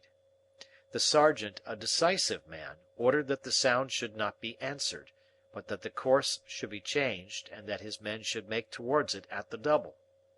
So we slanted to the right, where the east was, and Joe pounded away so wonderfully that I had to hold on tight to keep my seat. It was a run indeed now, and what Joe called, in the only 2 words he spoke all the time, a winder.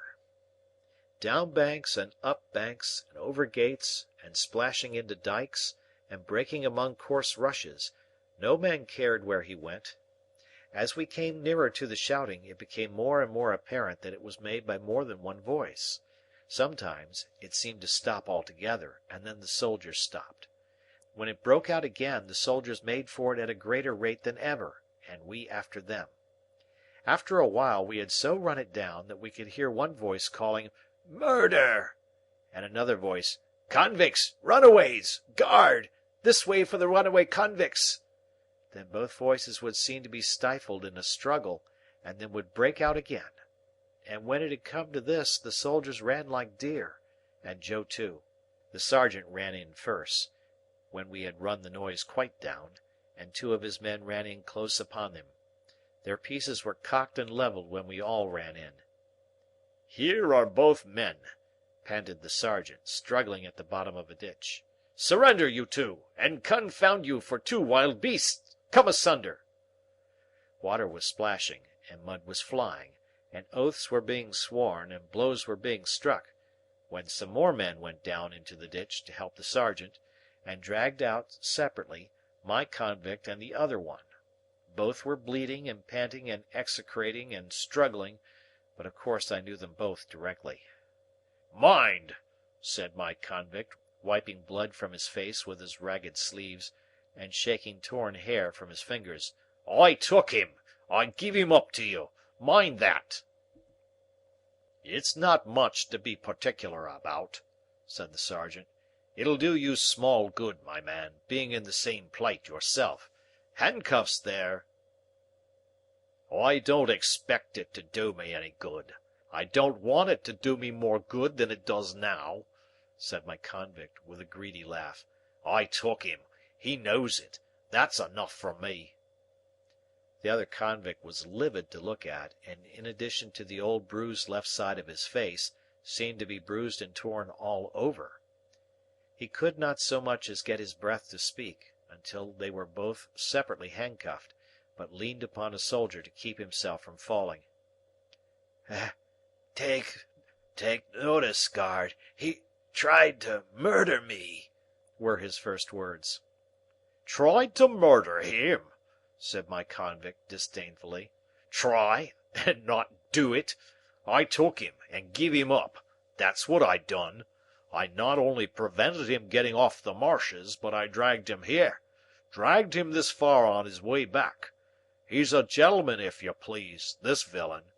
Now the hulks has got its gentleman again, through me. Murder him? Worth my while, too, to murder him, when I could do worse than drag him back."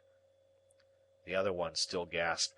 He tried to murder me. Bear witness." "Look'ee here," said my convict to the sergeant. "Single-handed I got clear of the prison ship. I made a dash, and I done it. I could have got clear of these death-cold flats likewise. Look at my leg. You won't find much iron on it, if I hadn't made the discovery that he was here. Let him go free? Let him profit by the means as I found out? Let him make a tool of me afresh and again? Once more? No, no, no. If I had died at the bottom there," and he made an emphatic swing at the ditch with his manacled hands, "I'd have held to him with that grip, that you should have been safe to find him in my hold." The other fugitive, who was evidently in extreme horror of his companion, repeated, "He tried to murder me. I should have been a dead man if you had not come up." "He lies," said my convict, with fierce energy. "He's a liar born, and he'll die a liar. Look at his face. Ain't it written there? Let him turn those eyes of his on me. I defy him to do it." The other, with an effort at a scornful smile, which could not, however, collect the nervous working of his mouth into any set expression, looked at the soldiers, and looked about at the marshes and at the sky, but certainly did not look at the speaker. "Did you see him?" pursued my convict. "Do you see what a villain he is? Do you see those grovelling and wandering eyes? That's how he looked when we were tried together. He never looked at me." The other, always working and working his dry lips and turning his eyes restlessly about him far and near, did at last turn them for a moment on the speaker, with the words, "You are not much to look at," and with a half-taunting glance at the bound hands. At that point my convict became so frantically exasperated that he would have rushed upon him but for the interposition of the soldiers. "Didn't I tell you," said the other convict then, "that he would murder me if he could?" And anyone could see that he shook with fear, and that there broke out upon his lips curious white flakes, like thin snow. "Enough of this parsley," said the sergeant. "Light those torches." As one of the soldiers, who carried a basket in lieu of a gun, went down on his knee to open it, my convict looked round him for the first time, and saw me. I had alighted from Joe's back on the brink of the ditch when we came up, and had not moved since. I looked at him eagerly when he looked at me, and slightly moved my hands and shook my head. I had been waiting for him to see me, that I might try to assure him of my innocence. It was not at all expressed to me that he even comprehended my intention, for he gave me a look that I did not understand, and it all passed in a moment. But if he had looked at me for an hour or for a day, I could not have remembered his face ever afterwards as having been more attentive. The soldier with the basket soon got a light, and lighted 3 or 4 torches, and took one himself and distributed the others. It had been almost dark before, but now it seemed quite dark, and soon afterwards very dark. Before we departed from that spot, 4 soldiers standing in a ring fired twice into the air. Presently we saw other torches kindled at some distance behind us, and others on the marshes on the opposite bank of the river. "All right," said the sergeant. "March!" We had not gone far when 3 cannon were fired ahead of us with a sound that seemed to burst something inside my ear. "You are expected on board," said the sergeant to my convict. "They know you are coming. Don't straggle, my man. Close up here." The 2 were kept apart, and each walked surrounded by a separate guard. I had hold of Joe's hand now, and Joe carried one of the torches. Mr. Wopsle had been for going back, but Joe was resolved to see it out, so we went on with the party. There was a reasonably good path now, mostly on the edge of the river, with a divergence here and there where a dyke came, with a miniature windmill on it and a muddy sluice gate. When I looked round, I could see the other lights coming in after us. The torches we carried dropped great blotches of fire upon the track, and I could see those too, lying smoking and flaring. I could see nothing else but black darkness. Our lights warmed the air about us with their pitchy blaze, and the 2 prisoners seemed rather to like that, as they limped along in the midst of the muskets. We could not go fast, because of their lameness, and they were so spent that 2 or 3 times we had to halt while they rested. After an hour or so of this travelling, we came to a rough wooden hut and a landing place. There was a guard in the hut, and they challenged, and the sergeant answered. Then we went into the hut, where there was a smell of tobacco and whitewash, and a bright fire, and a lamp, and a stand of muskets, and a drum, and a low wooden bedstead, like an overgrown mangle without the machinery, capable of holding about a dozen soldiers all at once. 3 or 4 soldiers who lay upon it in their greatcoats were not much interested in us, but just lifted their heads and took a sleepy stare, and then lay down again. The sergeant made some kind of report, and some entry in a book, and then the convict who I called the other convict was drafted off with his guard to go on board first. My convict never looked at me except that once. While we stood in the hut he stood before the fire looking thoughtfully at it, or putting up his feet by turns upon the hob, and looking thoughtfully at them as if he pitied them for their recent adventures. Suddenly he turned to the sergeant and remarked, "I wish to say something respecting this escape.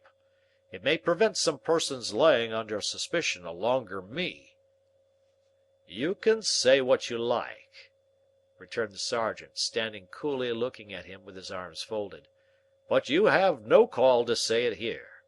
You'll have opportunity enough to say about it, and hear about it, before it's done with, you know." "I know, but this is another point, a separate matter. A man can't starve, at least I can't. I took some victuals, up at the village over yonder, where the church stands almost out on the marshes." "You mean stole," said the sergeant. "And I'll tell you where from the blacksmith's." "Halloa!" said the sergeant, staring at Joe. "Halloa, Pip!" said Joe, staring at me. "It was some broken victuals, that's what it was, and a dram of liquor, and a pie." "Have you happened to miss such an article as a pie, blacksmith?" asked the sergeant, confidentially. "My wife did, at the very moment when you came in. Don't you know, Pip?" "So," said my convict, turning his eyes on Joe in a moody manner, and without the least glance at me, "so you're the blacksmith, are you? Then I'm sorry to say I've eat your pie." "God knows you're welcome to it, so far as it was ever mine," returned Joe, with a saving remembrance of Mrs. Joe. "We don't know what you have done, but we wouldn't have you starve to death for it, poor miserable fellow creature. Would us, Pip?" The something that I had noticed before clicked in the man's throat again, and he turned his back. The boat had returned, and his guard was ready, so we followed him to the landing place, made of rough stakes and stones, and saw him put into the boat, which was rowed by a crew of convicts like himself. No one seemed surprised to see him, or interested in seeing him, or glad to see him, or sorry to see him, or spoke a word, except that somebody in the boat growled as if to dogs, "Give way, you!" which was the signal for the dip of the oars. By the light of the torches we saw the Black Hulk lying out a little way from the mud of the shore, like a wicked Noah's Ark. Cribbed and barred and moored by massive rusty chains, the prison ship seemed to my young eyes to be ironed like the prisoners. We saw the boat go alongside, and we saw him taken up the side and disappear. Then the ends of the torches were flung hissing into the water, and went out, as if it were all over with him. End of chapter. Great Expectations by Charles Dickens. Chapter 6.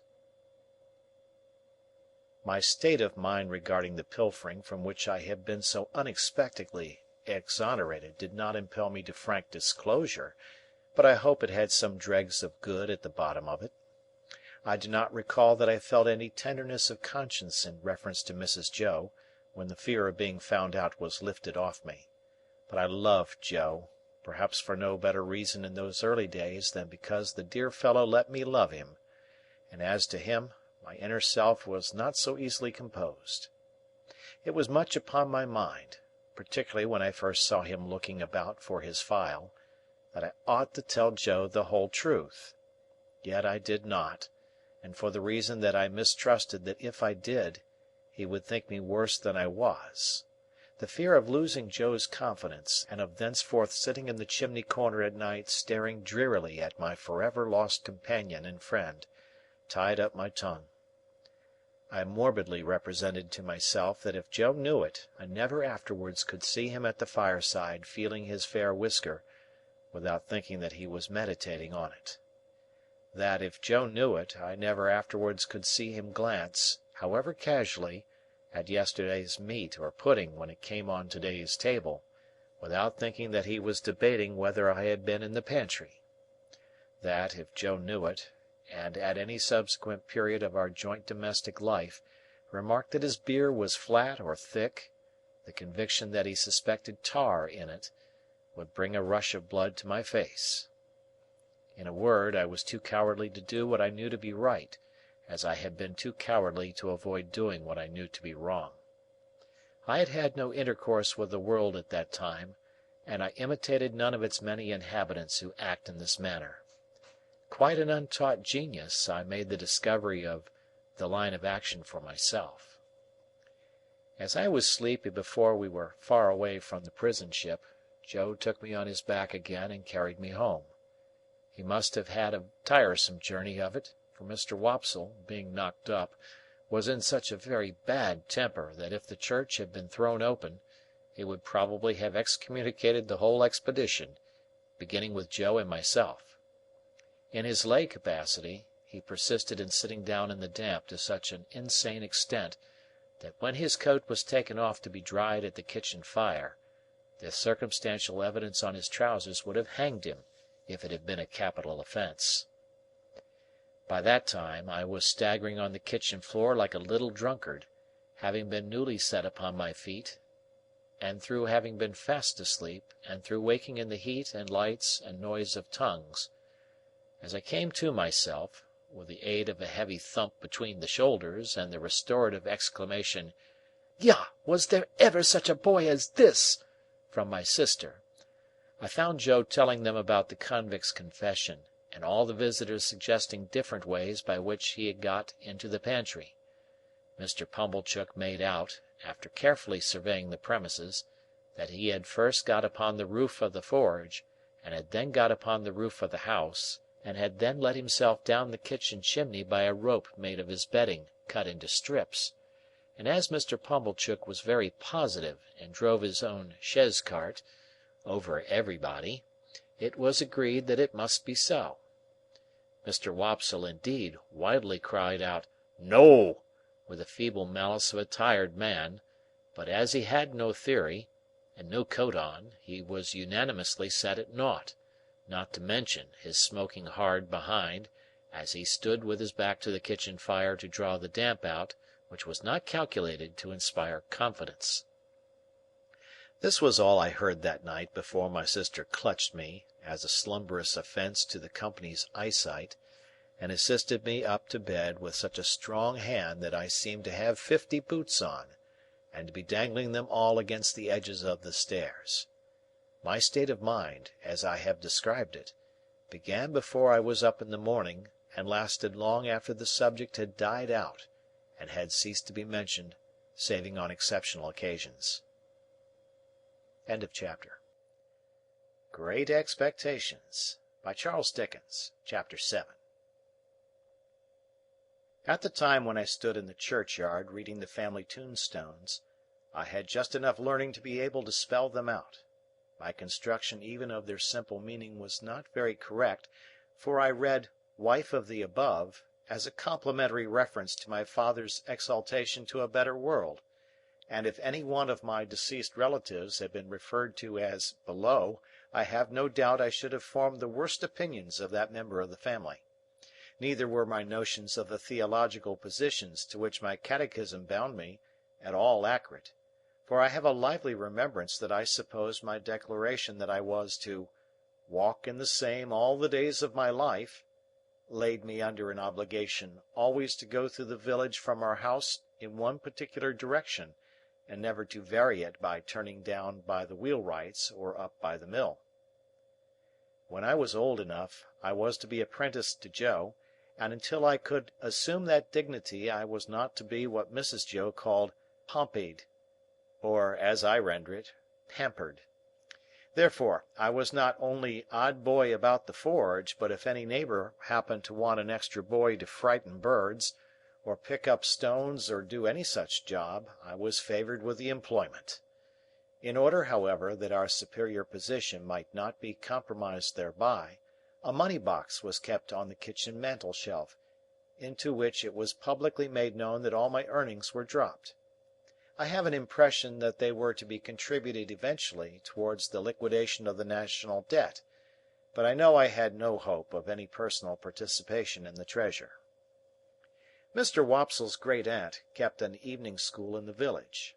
That is to say, she was a ridiculous old woman of limited means and unlimited infirmity, who used to go to sleep from 6 to 7 every evening in the society of youth who paid 2d. per week each, for the improving opportunity of seeing her do it. She rented a small cottage, and Mr. Wopsle had the room upstairs, where we students used to overhear him reading aloud in a most dignified and terrific manner, and occasionally bumping on the ceiling. There was a fiction that Mr. Wopsle examined the scholars once a quarter. What he did on those occasions was to turn up his cuffs, stick up his hair, and give us Mark Antony's oration over the body of Caesar. This was always followed by Collins's Ode on the Passions, wherein I particularly venerated Mr. Wopsle as Revenge throwing his blood-stained sword in thunder down, and taking the war-denouncing trumpet with a withering look. It was not with me then, as it was in later life, when I fell into the society of the Passions, and compared them with Collins and Wopsle, rather to the disadvantage of both gentlemen. Mr. Wopsle's great-aunt, besides keeping this educational institution, kept in the same room a little general shop. She had no idea what stock she had, or what the price of anything in it was, but there was a little greasy memorandum book kept in a drawer, which served as a catalogue of prices, and by this oracle Biddy arranged all the shop transaction. Biddy was Mr. Wopsle's great-aunt's granddaughter. I confess myself quiet, unequal to the working out of the problem, what relation she was to Mr. Wopsle. She was an orphan like myself, like me, too, had been brought up by hand. She was most noticeable, I thought, in respect of her extremities, for her hair always wanted brushing, her hands always wanted washing, and her shoes always wanted mending and pulling up at heel.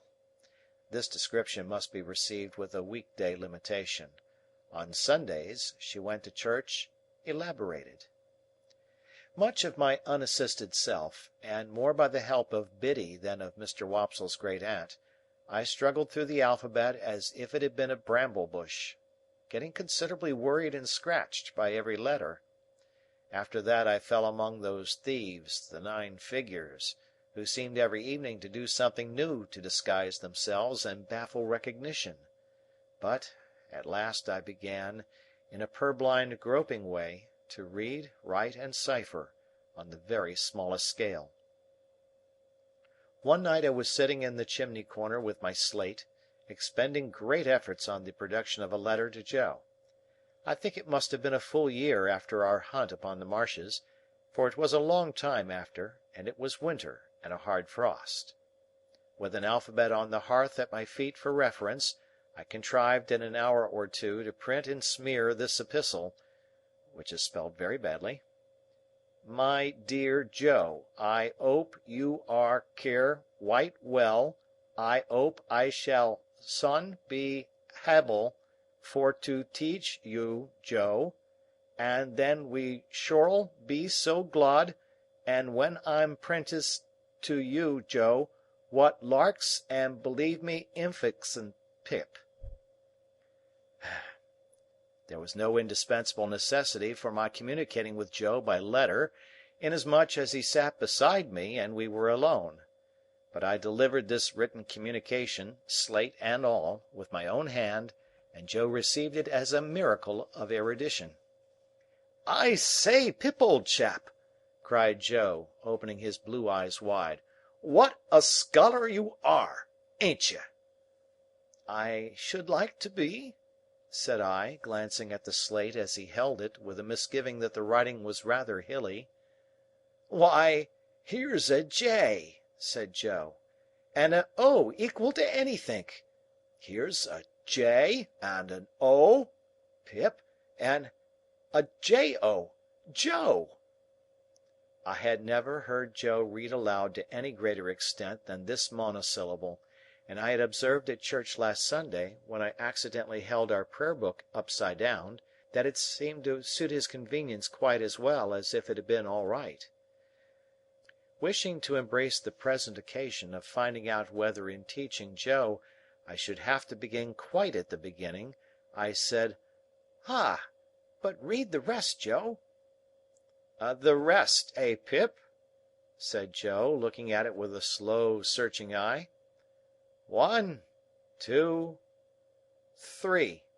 Why, here's 3 J's, and 3 O's, and 3 J-O Joes in it, Pip."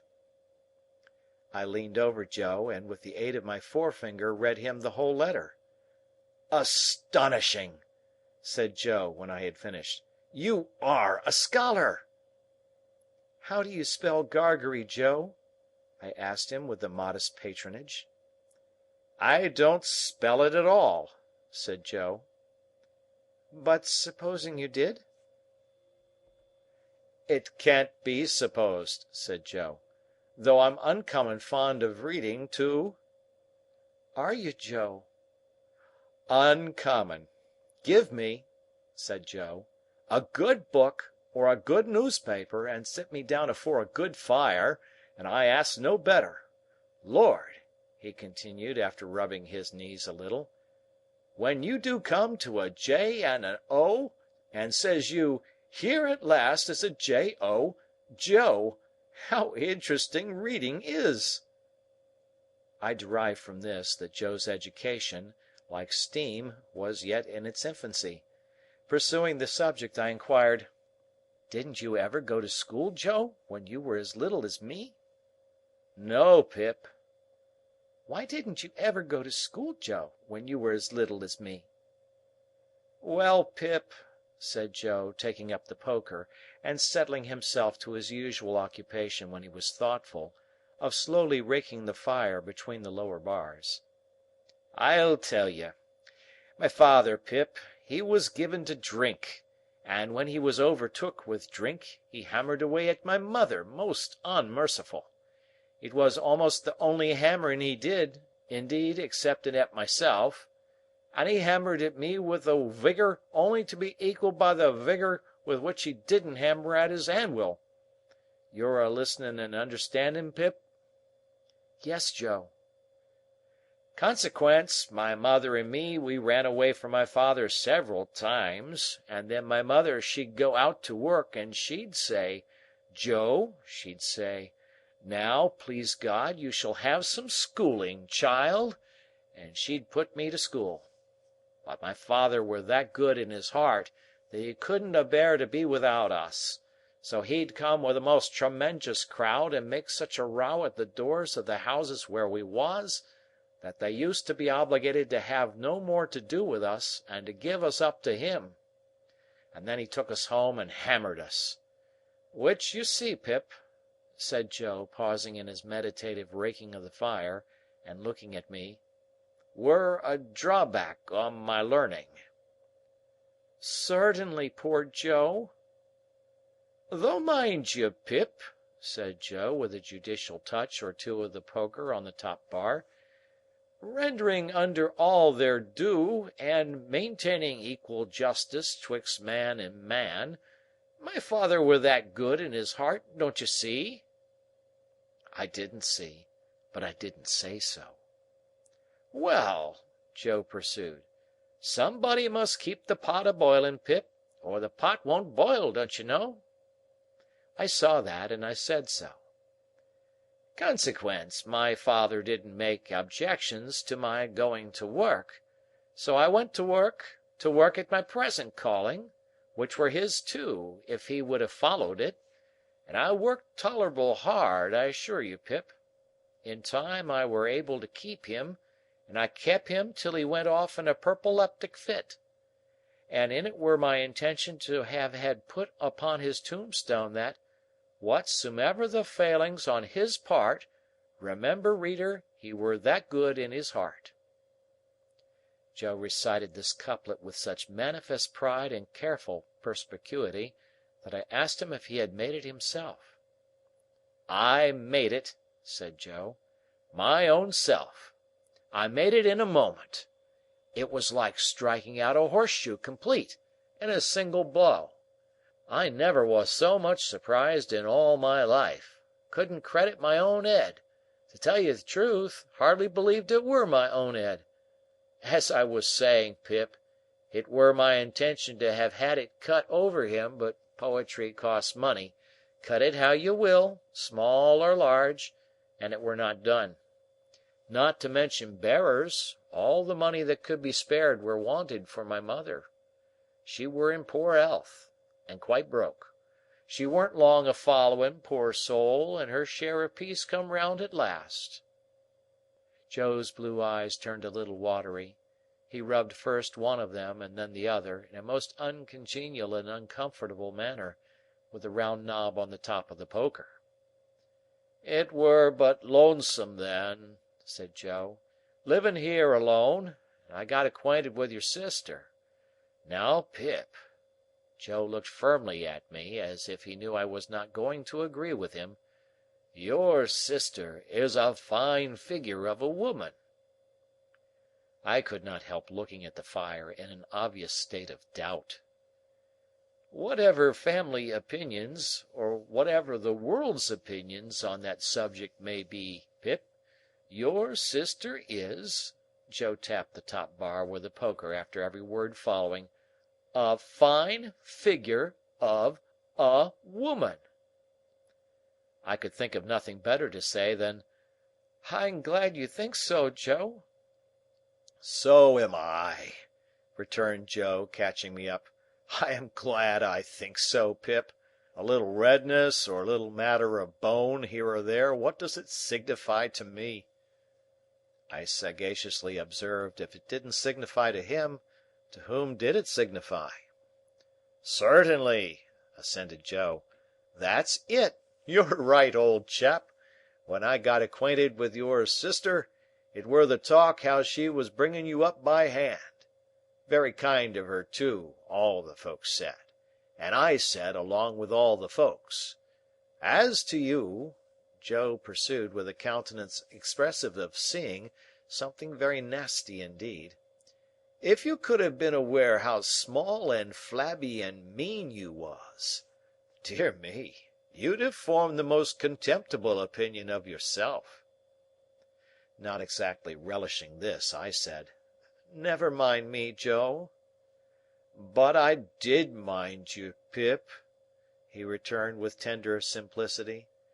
"When I offered to your sister to keep company, and to be asked in church at such times as she was willing and ready to come to the forge, I said to her, 'And bring the poor little child.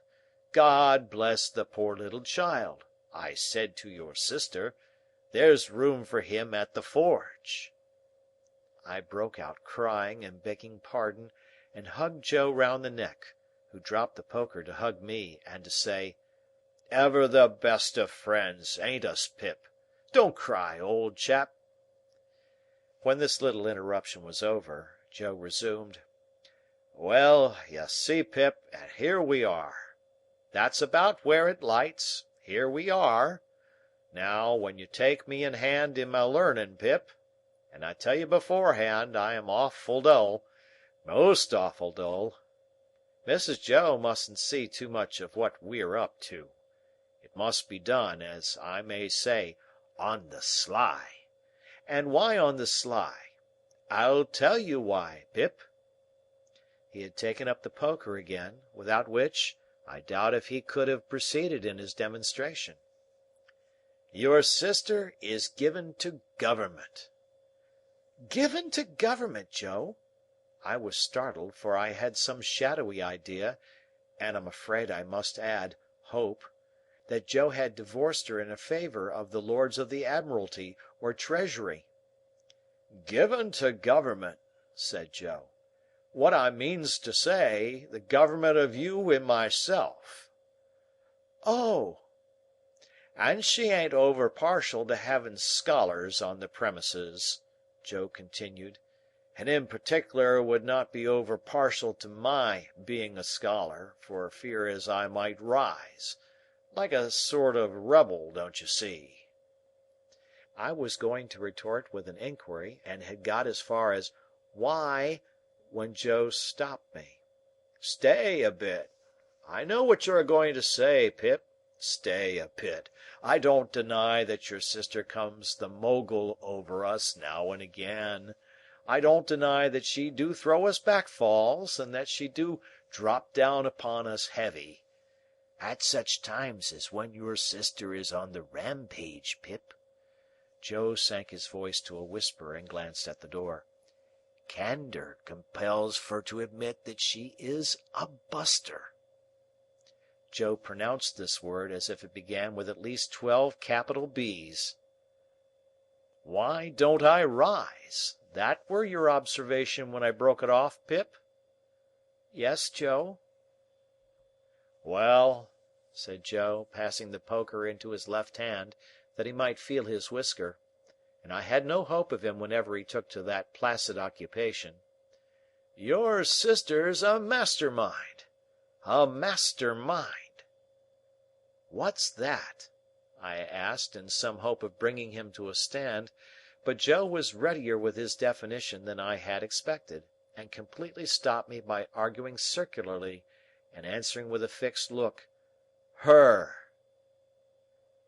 "And I ain't a master-mind," Joe resumed, when he had unfixed his look and got back to his whisker.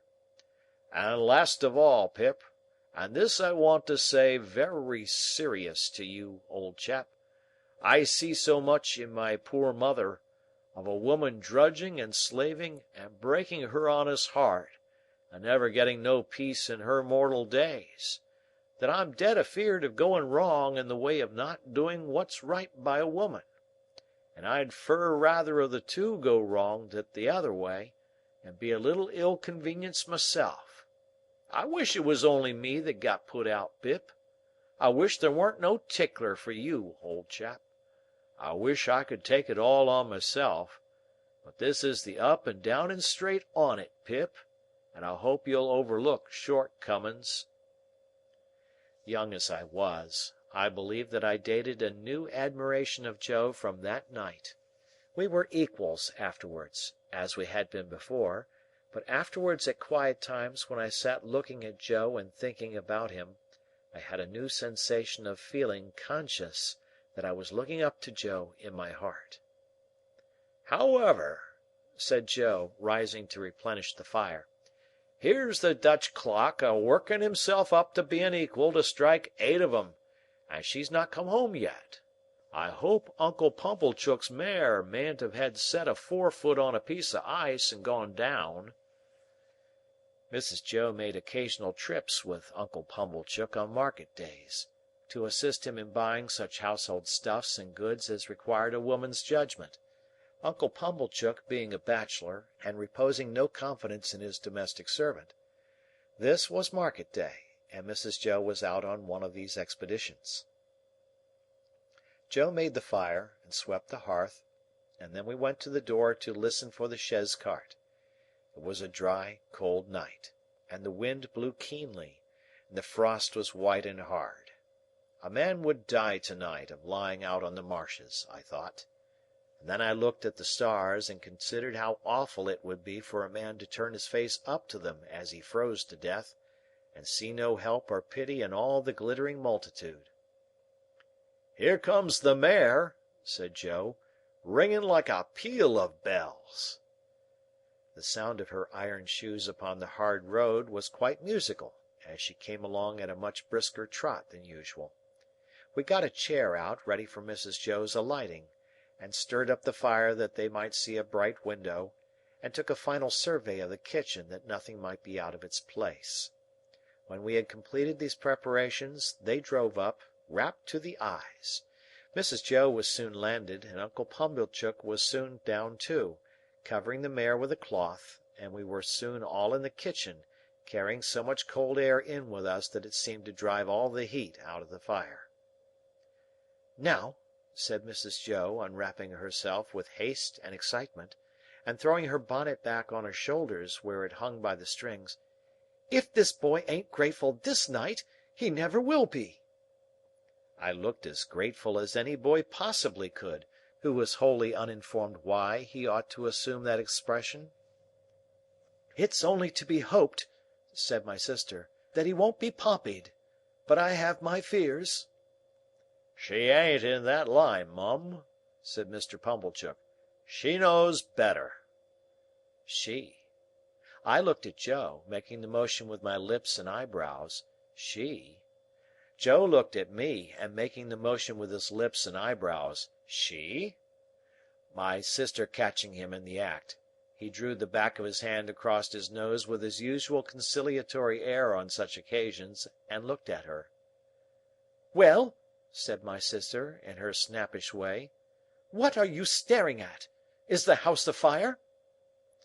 "Which some individual," Joe politely hinted, "mentioned she."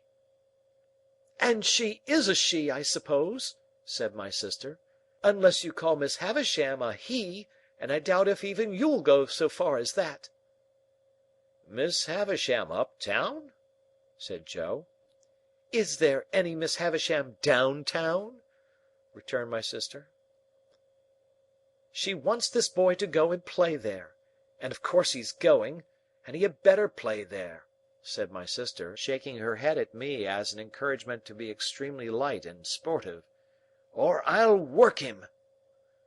I had heard of Miss Havisham uptown, everybody for miles round had heard of Miss Havisham uptown, as an immensely rich and grim lady who lived in a large and dismal house, barricaded against robbers, and who led a life of seclusion.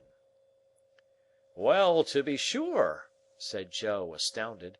"I wonder how she came to know Pip." "Noodle!" cried my sister. "Who said she knew him?"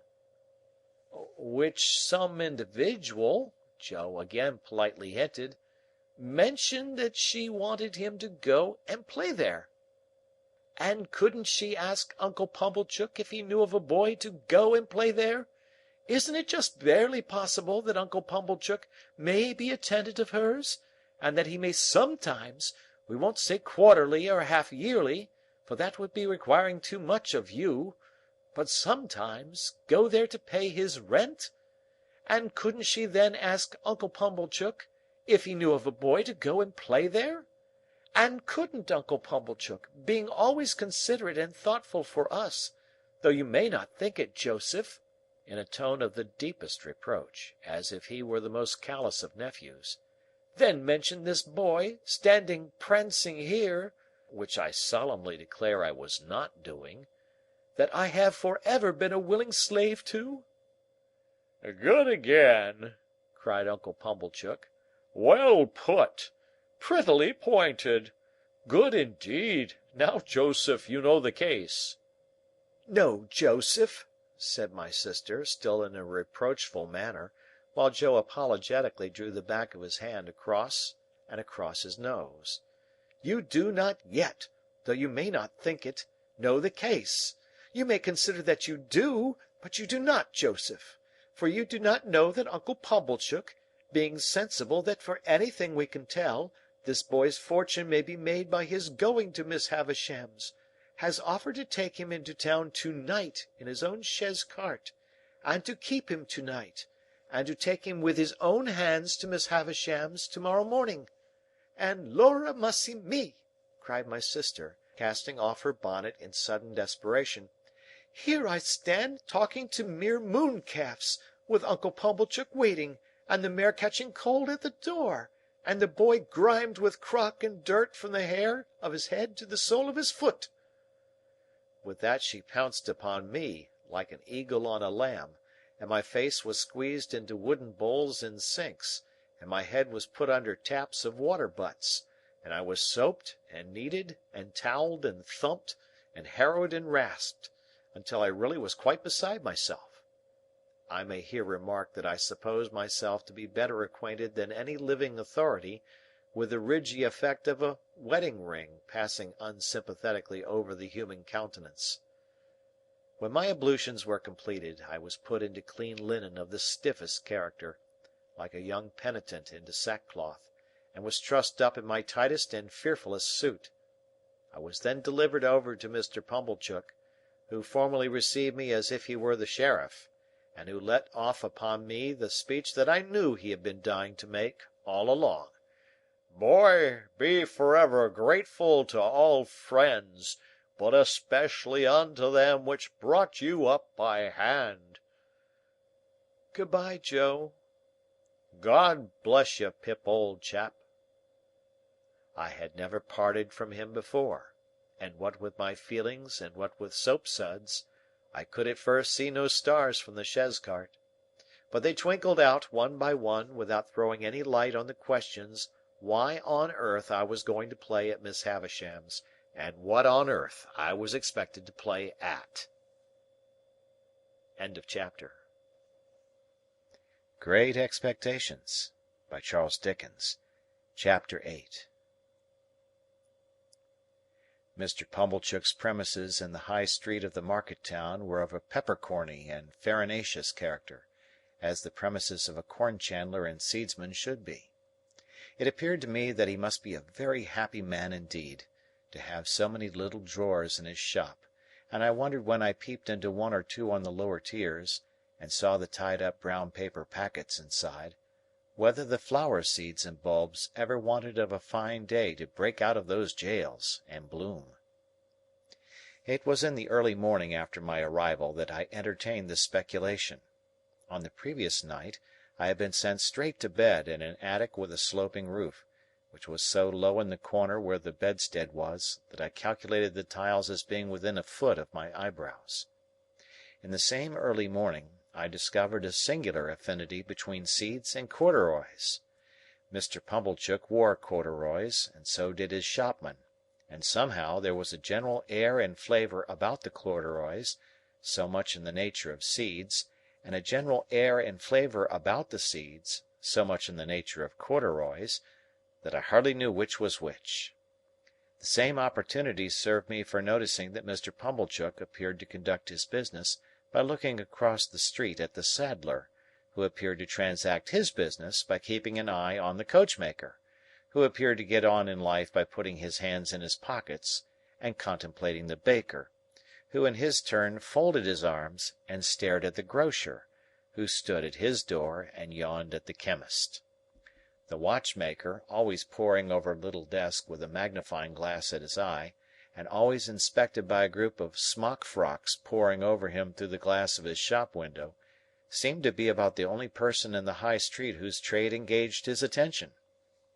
Mr. Pumblechook and I breakfasted at 8 o'clock in the parlour behind the shop, while the shopman took his mug of tea and hunk of bread and butter on a sack of peas in the front premises. I considered Mr. Pumblechook wretched company. Besides being possessed by my sister's idea that a mortifying and penitential character ought to be imparted to my diet, besides giving me as much crumb as possible in combination with as little butter, and putting such a quantity of warm water into my milk that it would have been more candid to have left the milk out altogether, his conversation consisted of nothing but arithmetic. On my politely bidding him "Good morning," he said, pompously, "7 times 9, boy?" And how should I be able to answer, dodged in that way, in a strange place, on an empty stomach? I was hungry, but before I had swallowed a morsel, he began a running sum that lasted all through the breakfast.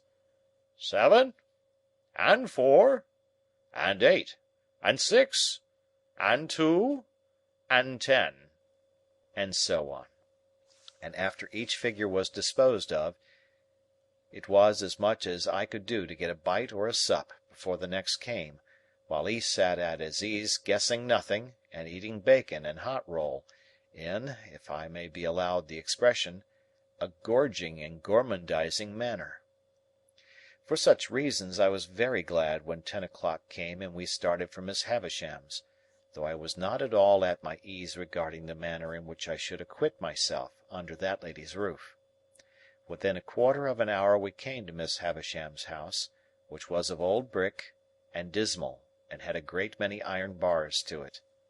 Some of the windows had been walled up; of those that remained, all the lower were rustily barred.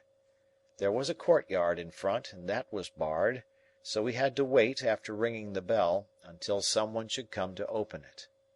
While we waited at the gate, I peeped in. Even then Mr. Pumblechook said, "And 14?" but I pretended not to hear him, and saw that at the side of the house there was a large brewery. No brewing was going on in it, and none seemed to have gone on for a long, long time. A window was raised, and a clear voice demanded, "What name?" To which my conductor replied, "Pumblechook." The voice returned, "Quite right," and the window was shut again, and a young lady came across the courtyard, with keys in her hand. "This," said Mr. Pumblechook, "is Pip." "This is Pip, is it?" returned the young lady, who was very pretty, and seemed very proud. "Come in, Pip." Mr. Pumblechook was coming in also, when she stopped him with the gate. "Oh," she said, "did you wish to see Miss Havisham?" "If Miss Havisham wished to see me," returned Mr. Pumblechook, discomfited. "Ah!" said the girl. "But you see she don't." She said it so finally, and in such an undiscussable way, that Mr. Pumblechook, though in a condition of ruffled dignity, could not protest. But he eyed me severely, as if I had done anything to him, and departed with the words reproachfully delivered, "Boy, let your behaviour here be a credit unto them which brought you up by hand." I was not free from apprehension that he would come back to propound through the gate, "And 16?" But he didn't. My young conductress locked the gate, and we went across the courtyard. It was paved and clean, but grass was growing in every crevice. The brewery buildings had a little lane of communication with it, and the wooden gates of that lane stood open, and all the brewery beyond stood open, away to the high enclosing wall, and all was empty and disused. The cold wind seemed to blow colder there than outside the gate, and it made a shrill noise in howling in and out at the open sides of the brewery, like the noise of wind in the rigging of a ship at sea. She saw me looking at it, and she said, "You could drink without hurt all the strong beer that's brewed there now, boy." "I should think I could, miss," said I, in a shy way. "Better not try to brew beer there now, or it would turn out sour, boy. Don't you think so?" "It looks like it, miss." "Not that anybody means to try," she added, for that's all done with, and the place will stand as idle as it is till it falls. As to strong beer, there's enough of it in the cellars already to drown the manor house." "Is that the name of this house, miss?" "One of its names, boy." "It has more than one, then, miss?" "One more.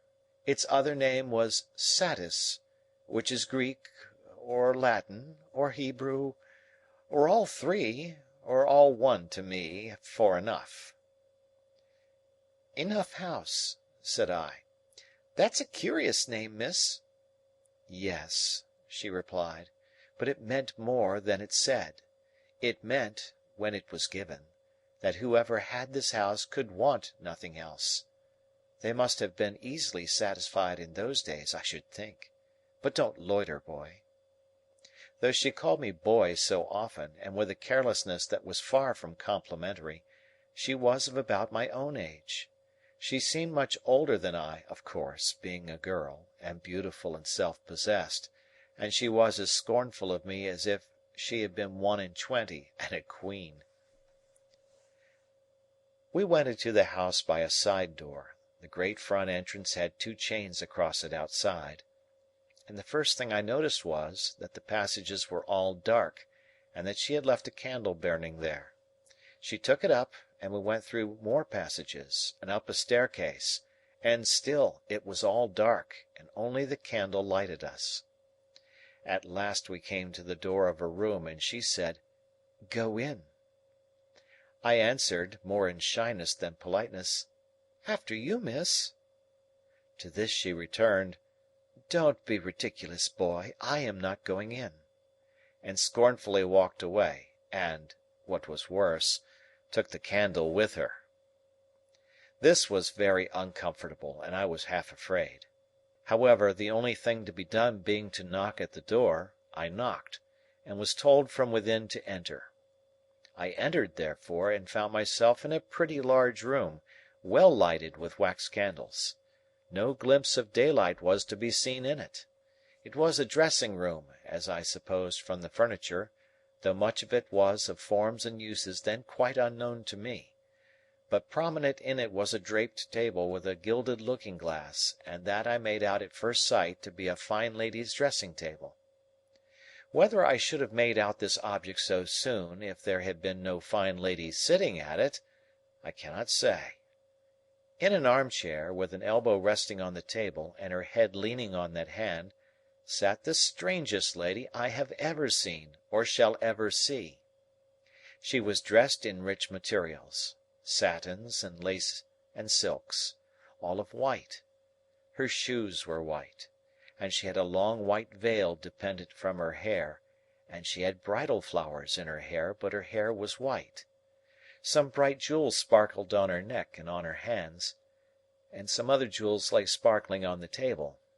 Dresses, less splendid than the dress she wore, and half-packed trunks were scattered about.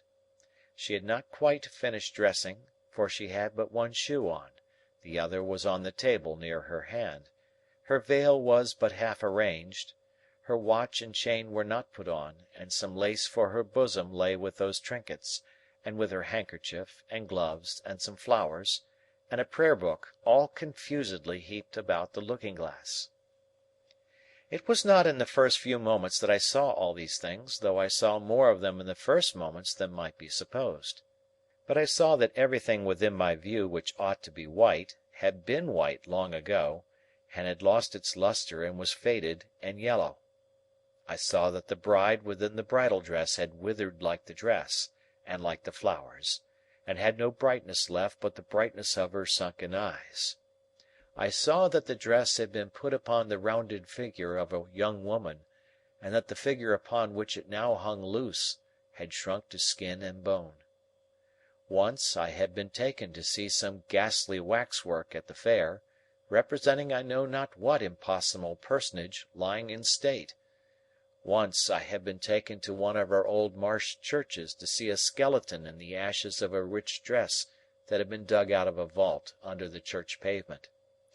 Now waxwork and skeleton seemed to have dark eyes that moved and looked at me. I should have cried out if I could. "What is it?" said the lady at the table. Pip, ma'am.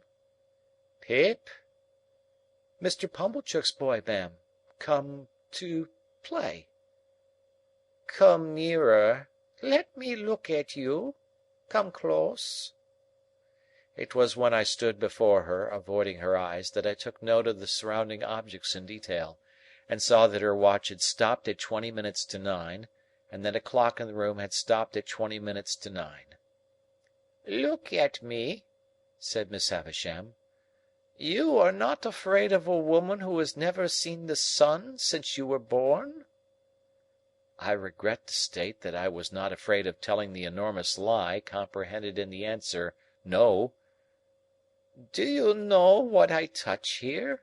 she said, laying her hands one upon the other on her left side. Yes, ma'am. It made me think of the young man. What do I touch? Your heart? Broken. She uttered the word with an eager look, and with strong emphasis, and with a weird smile that had a kind of boast in it. Afterwards she kept her hands there for a little while, and slowly took them away as if they were heavy. "I am tired," said Miss Havisham. "I want diversion, and I have done with men and women. Play." I think it will be conceded by my most disputatious reader that she could hardly have directed an unfortunate boy to do anything in the wide world more difficult to be done under the circumstances. "I sometimes have sick fancies," she went on, "and I have a sick fancy that I want to see some play. There, there," with an impatient movement of the fingers of her right hand, "play, play, play."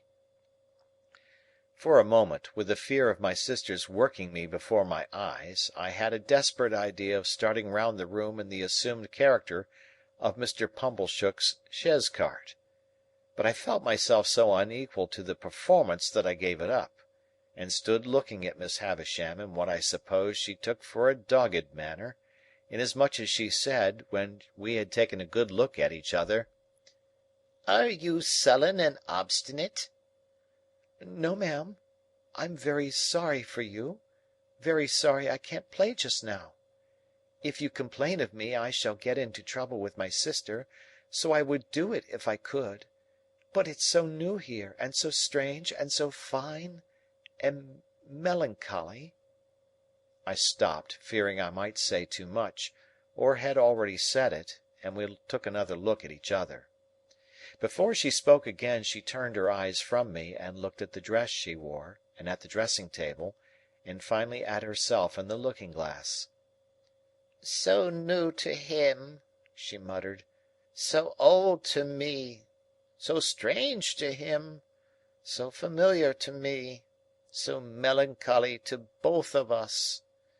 Call Estella." As she was still looking at the reflection of herself, I thought she was still talking to herself, and kept quiet. "Call Estella," she repeated, flashing a look at me. "You can do that. Call Estella. At the door." To stand in the dark, in a mysterious passage of an unknown house, bawling Estella to a scornful young lady neither visible nor responsive, and feeling it a dreadful liberty so to roar out her name, was almost as bad as playing to order. But she answered at last, and her light came along the dark passage like a star. Miss Havisham beckoned her to come close, and took a jewel from the table, and tried its effect upon her fair young bosom, and against her pretty brown hair. "Your own one day, my dear, and you will use it well. Let me see you play cards with this boy." "With this boy? Why, he is a common labouring boy." I thought I overheard Miss Havisham answer, only it seemed so unlikely. "Well, you can break his heart." "What do you play, boy?" asked Estella of myself, with the greatest disdain. "Nothing but beggar my neighbour, miss." Beggar him, said Miss Havisham to Estella. So we sat down to cards. It was then I began to understand that everything in the room had stopped, like the watch and the clock, a long time ago. I noticed that Miss Havisham put down the jewel exactly on the spot from which she had taken it up. As Estella dealt the cards, I glanced at the dressing-table again, and saw that the shoe upon it, once white, now yellow, had never been worn. I glanced down at the foot from which the shoe was absent, and saw that the silk stocking on it, once white, now yellow, had been trodden ragged. Without this arrest of everything, this standing still of all the pale decayed objects, not even the withered bridal dress on the collapsed form could have looked so like grave-clothes, or the long veil so like a shroud. So she sat, corpse-like, as we played at cards, the frillings and trimmings on her bridal dress looking like earthy paper. I knew nothing then of the discoveries that are occasionally made of bodies buried in ancient times, which fall to powder in the moment of being distinctly seen, but I have often thought since that she must have looked as if the admission of the natural light of day would have struck her to dust. "He calls the knaves jacks, this boy," said Estella with disdain, before our first game was out. "And what coarse hands he has, and what thick boots!" I had never thought of being ashamed of my hands before, but I began to consider them a very indifferent pair. Her contempt for me was so strong that it became infectious, and I caught it. She won the game, and I dealt. I misdealt, as was only natural, when I knew she was lying in wait for me to do wrong, and she denounced me for a stupid, clumsy labouring boy. "You say nothing of her," remarked Miss Havisham to me, as she looked on. "She says many hard things of you, but you say nothing of her. What do you think of her?" "I don't like to say," I stammered. "Tell me in my ear," said Miss Havisham, bending down. "I think she is very proud," I replied in a whisper. "Anything else?" "I think she is very pretty." "Anything else?" "I think she is very insulting." She was looking at me then with a look of supreme aversion. "Anything else?" "I think I should like to go home." "And never see her again, though she is so pretty?" "I am not sure that I shouldn't like to see her again, but I should like to go home now." "You shall go soon," said Miss Havisham aloud. "Play the game out." Saving for the one weird smile at first, I should have felt almost sure that Miss Havisham's face could not smile. It had dropped into a watchful and brooding expression, most likely when all the things about her had become transfixed, and it looked as if nothing could ever lift it up again. Her chest had dropped, so that she stooped, and her voice had dropped, so that she spoke low, and with a dead lull upon her, altogether, she had the appearance of having dropped body and soul, within and without, under the weight of a crushing blow. I played the game to an end with Estella, and she beggared me. She threw the cards down on the table when she had won them all, as if she despised them for having been won of me. "When shall I have you here again?" said Miss Havisham. "Let me think."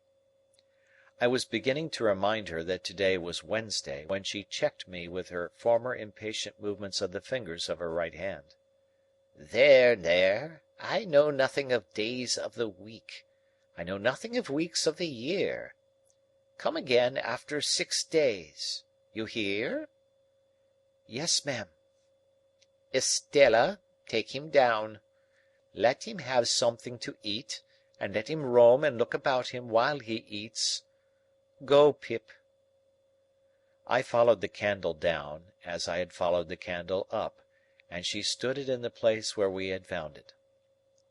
Until she opened the side entrance, I had fancied, without thinking about it, that it must necessarily be night time. The rush of the daylight quite confounded me, and made me feel as if I had been in the candlelight of the strange room many hours. "You are to wait here, you boy," said Estella, and disappeared and closed the door. I took the opportunity of being alone in the courtyard to look at my coarse hands and my common boots. My opinion of those accessories was not favourable. They had never troubled me before, but they troubled me now, as vulgar appendages. I determined to ask Joe why he had ever taught me to call those picture cards jacks, which ought to be called knaves. I wished Joe had been rather more genteelly brought up, and then I should have been so too. She came back with some bread and meat and a little mug of beer. She put the mug down on the stones of the yard, and gave me the bread and meat without looking at me, as insolently as if I were a dog in disgrace. I was so humiliated, hurt, spurned, offended, angry, sorry. I cannot hit upon the right name for the smart. God knows what its name was. The tears started to my eyes. The moment they sprang there, the girl looked at me with a quick delight in having been the cause of them. This gave me power to keep them back and to look at her. So, she gave me a contemptuous toss, but with a sense, I thought, of having made too sure that I was so wounded, and left me. But when she was gone, I looked about me for a place to hide my face in, and got behind one of the gates in the brewery lane, and leaned my sleeve against the wall there, and leaned my forehead on it, and cried. As I cried, I kicked the wall, and took a hard twist at my hair, so bitter were my feelings, and so sharp was the smart without a name that needed counteraction. My sister's bringing up had made me sensitive. In the little world in which children have their existence, whosoever brings them up, there is nothing so finely perceived and so finely felt as injustice. It may be only small injustice that the child can be exposed to, but the child is small, and its world is small, and its rocking horse stands as many hands high, according to scale, as a big-boned Irish hunter. Within myself I had sustained from my babyhood a perpetual conflict with injustice.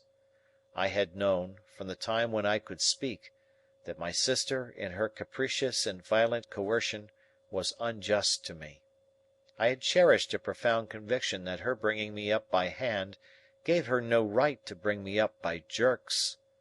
Through all my punishments, disgraces, fasts, and vigils, and other penitential performances, I had nursed this assurance, and to my communing so much with it, in a solitary and unprotected way, I in great part refer the fact that I was morally timid and very sensitive.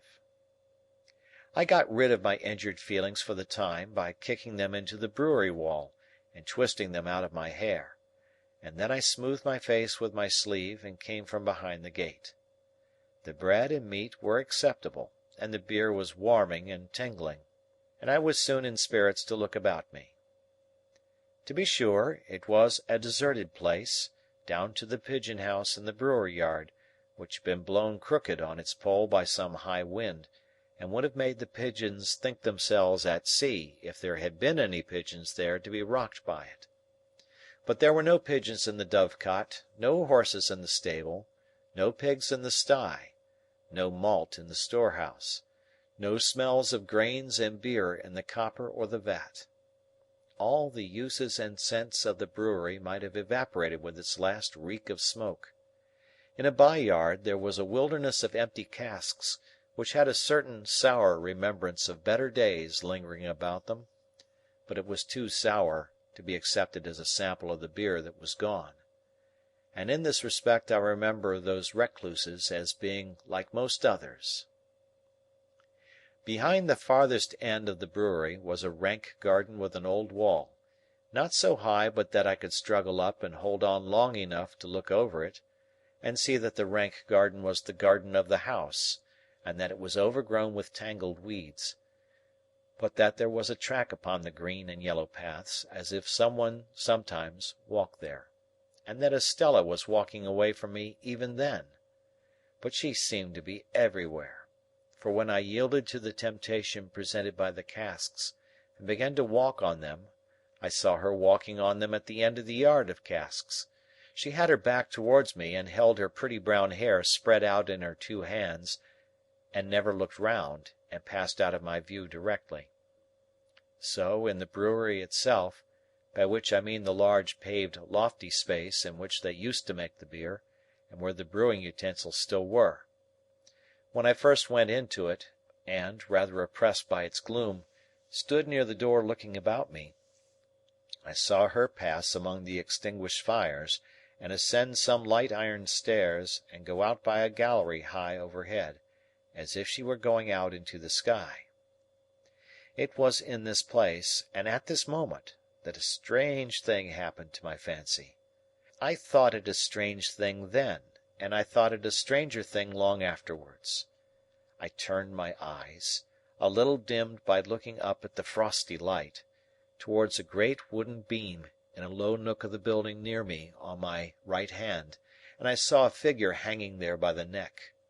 A figure all in yellow white, with but one shoe to the feet, and it hung so, that I could see that the faded trimmings of the dress were like earthy paper, and that the face was Miss Havisham's, with a movement going over the whole countenance as if she were trying to call to me.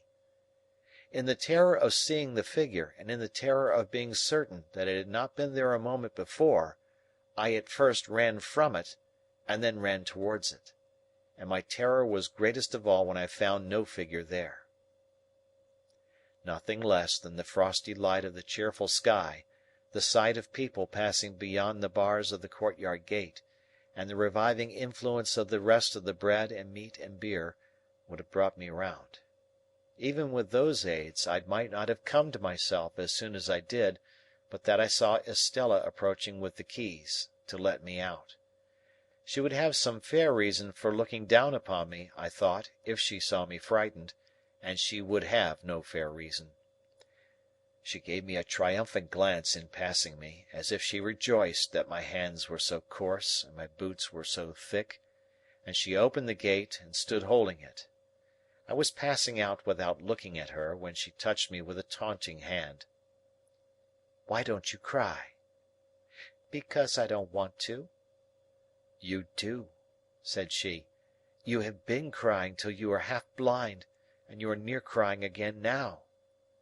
She laughed contemptuously, pushed me out, and locked the gate upon me. I went straight to Mr. Pumblechook's, and was immensely relieved to find him not at home.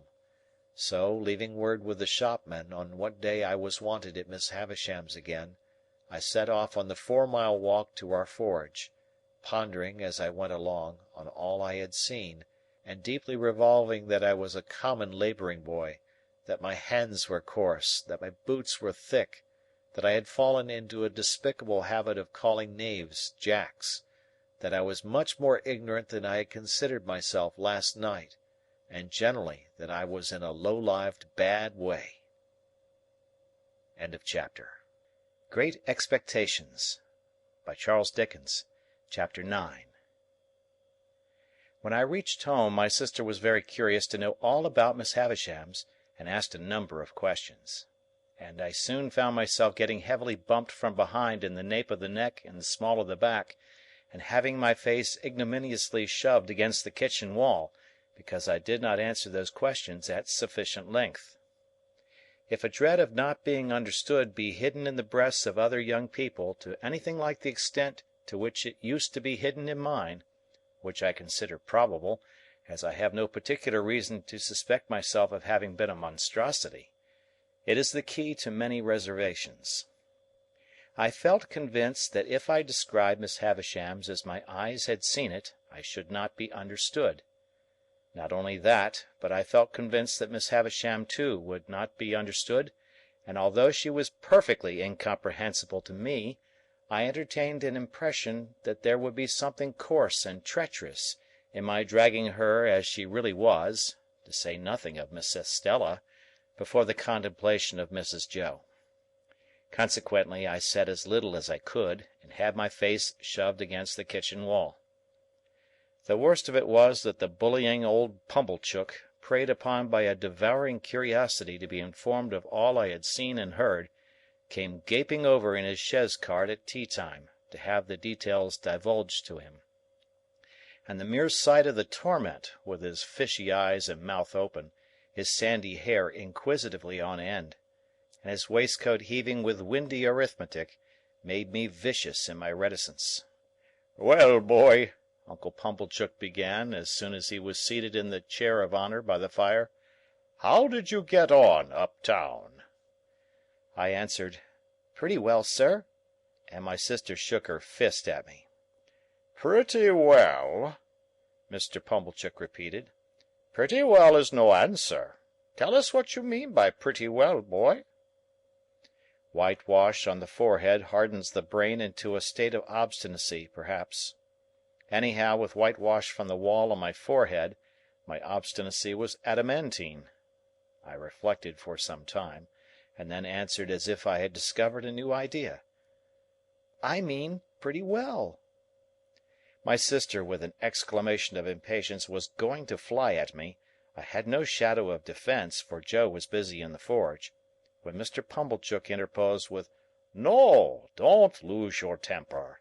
Leave this lad to me, ma'am. Leave this lad to me."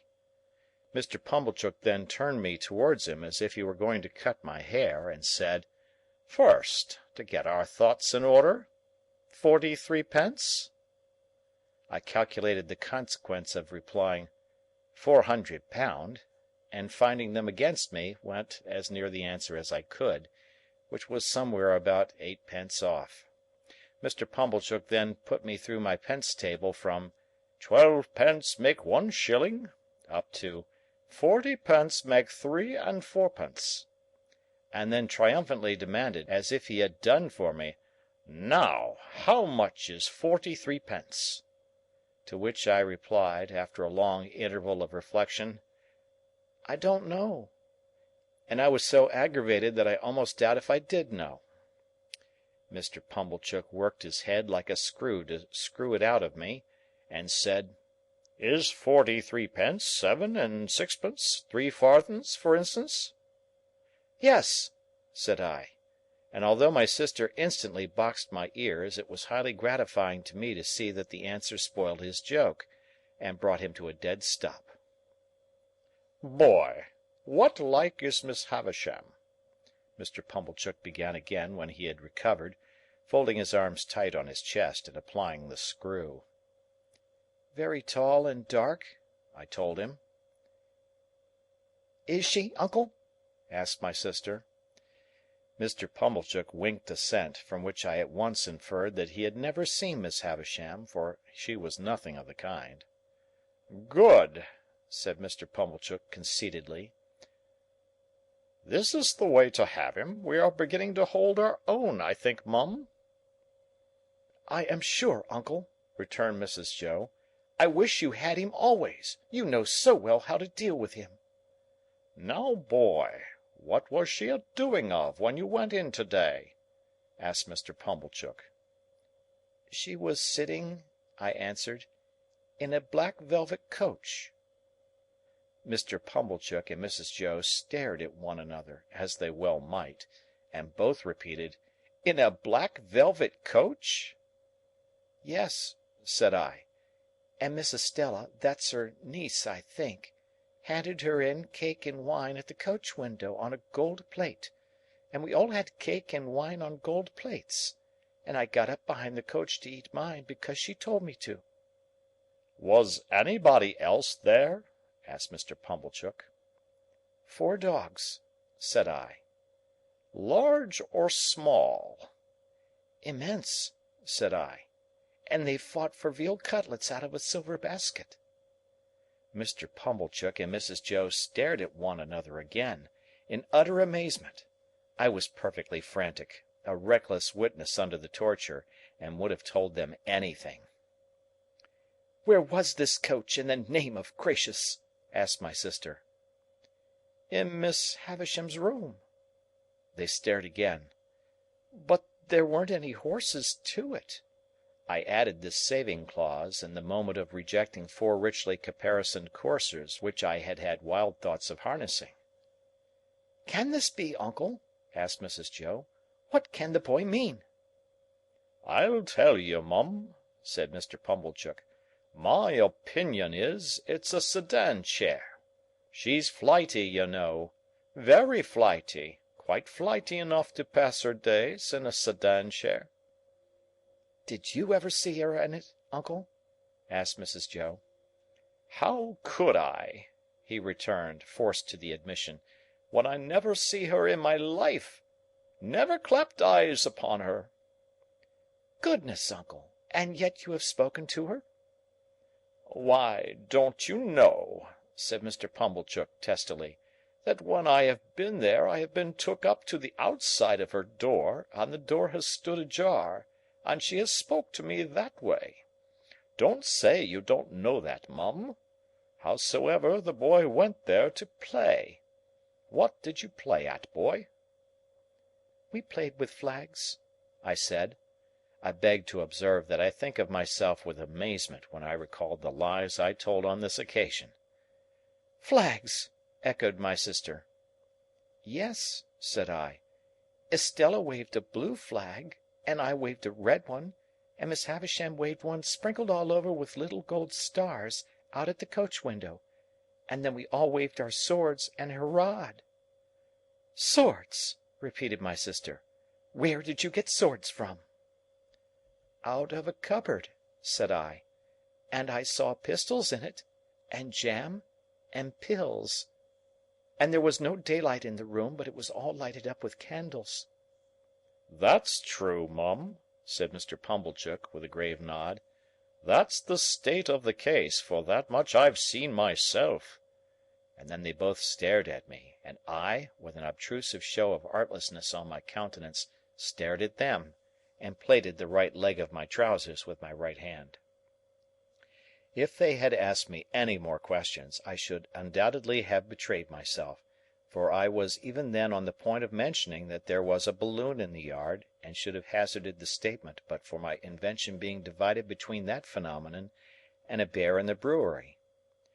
They were so much occupied, however, in discussing the marvels I had already presented for their consideration, that I escaped.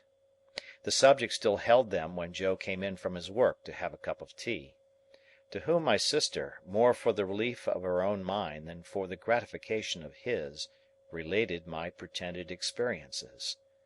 Now, when I saw Joe open his blue eyes and roll them all round the kitchen in helpless amazement, I was overtaken with penitence, and only as regarded him, not in the least as regarded the other two. Towards Joe, and Joe only, I considered myself a young monster, while they sat debating what results would come to me from Miss Havisham's acquaintance and favour. They had no doubt that Miss Havisham would do something for me; their doubts related to the form that something would take. My sister stood out for property. Mr. Pumblechook was in favour of a handsome premium for binding me apprentice to some genteel trade, say the corn and seed trade, for instance. Joe fell into the deepest disgrace with both for offering the bright suggestion that I might only be presented with one of the dogs who had fought for the veal cutlets.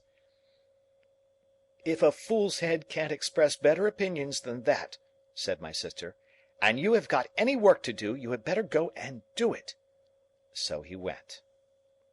After Mr. Pumblechook had driven off, and when my sister was washing up, I stole into the forge to Joe and remained by him until he had done for the night.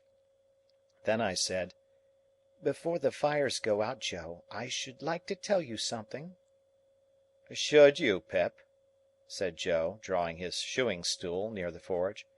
"Then tell us. What is it, Pip?" "Joe," said I, taking hold of his rolled-up shirt-sleeve, and twisting it between my finger and thumb, "you remember all that about Miss Havisham's?" "Remember!" said Joe.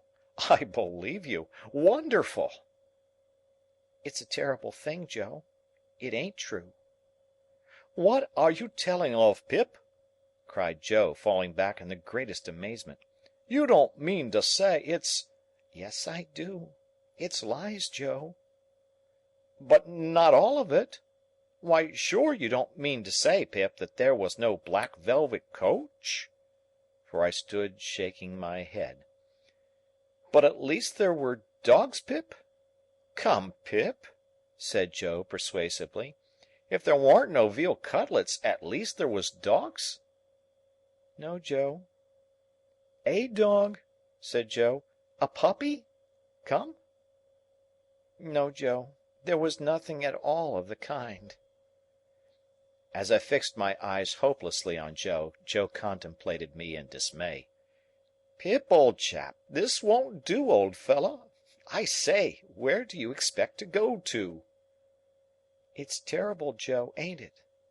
"Terrible!" cried Joe. "Awful! What possessed you?" "I don't know what possessed me, Joe," I replied, letting his shirt sleeve go, and sitting down in the ashes at his feet, hanging my head. "But I wish you hadn't taught me to call knaves at cards jacks. And I wish my boots weren't so thick nor my hands so coarse." And then I told Joe that I felt very miserable, and that I hadn't been able to explain myself to Mrs. Joe and Pumblechook, who were so rude to me, and that there had been a beautiful young lady at Miss Havisham's who was dreadfully proud, and that she had said I was common, and that I knew I was common, and that I wished I was not common, and that the lies had come out of it somehow, though I didn't know how. This was a case of metaphysics, at least as difficult for Joe to deal with as for me. But Joe took the case altogether out of the region of metaphysics, and by that means vanquished it. "There's one thing you may be sure of, Pip," said Joe, after some rumination, "namely, that lies is lies. Howsoever they come, they didn't ought to come, and they come from the father of lies, and work round to the same. Don't you tell no more of 'em, Pip. That ain't the way to get out of being common, old chap. And as to being common, I don't make it out at all clear. You are uncommon in some things. You're uncommon small. Likewise, you're an uncommon scholar." "No, I am ignorant and backward, Joe." "Why, see what a letter you wrote last night. Wrote in print even. I've seen letters. Ah! And from gentlefolks, that I'll swear weren't wrote in print," said Joe. "I have learnt next to nothing, Joe. You think much of me. It's only that." "Well, Pip," said Joe, "be it so or be it soan't, you must be a common scholar afore you can be an uncommon one, I should hope. The king upon his throne, with his crown upon his head, can't sit and write his Acts of Parliament in print without having begun, when he was an unpromoted prince, with the alphabet. Ah!" added Joe, with a shake of the head that was full of meaning, "and begun at A too, and worked his way to Z. And I know what that is to do, though I can't say I've exactly done it." There was some hope in this piece of wisdom, and it rather encouraged me. "Whether common ones as to callings and earnings," pursued Joe, reflectively, "mightn't be the better of continuing for to keep company with common ones, instead of going out to play with uncommon ones. Which reminds me to hope that there was a flag, perhaps?" "No, Joe." "I'm sorry there weren't a flag, Pip. Whether that might be or mightn't be, is a thing as can't be looked into now, without putting your sister on the rampage, and that's a thing not to be thought of as being done intentional. Look'ee here, Pip, at what is said to you by a true friend. Which this to you the true friends say. If you can't get to be uncommon through going straight, you'll never get to do it through going crooked. So don't tell no more on 'em, Pip, and live well and die happy." "You are not angry with me, Joe?" "No, old chap. But bearing in mind that them were which I mean to say of a stunning and outdacious sort, alluding to them which bordered on veal cutlets and dog fighting, a sincere well-wisher would advise, Pip, their being dropped into your meditations when you go upstairs to bed. That's all, old chap, and don't never do it no more." When I got up to my little room and said my prayers, I did not forget Joe's recommendation, and yet my young mind was in that disturbed and unthankful state that I thought long after I laid me down, how common Estella would consider Joe, a mere blacksmith, how thick his boots, and how coarse his hands. I thought how Joe and my sister were then sitting in the kitchen, and how I had come up to bed from the kitchen, and how Miss Havisham and Estella never sat in a kitchen, but were far above the level of such common doings. I fell asleep recalling what I used to do when I was at Miss Havisham's, as though I had been there weeks or months instead of hours, and as though it were quite an old subject of remembrance, instead of one that had arisen only that day. That was a memorable day to me, for it made great changes in me. But it is the same with any life. Imagine one selected day struck out of it, and think how different its course would have been.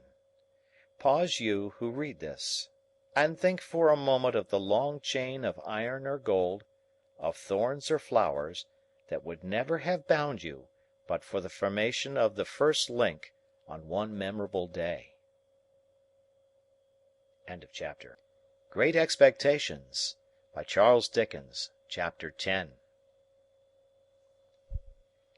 The felicitous idea occurred to me a morning or two later when I woke, that the best step I could take towards making myself uncommon was to get out of Biddy everything she knew.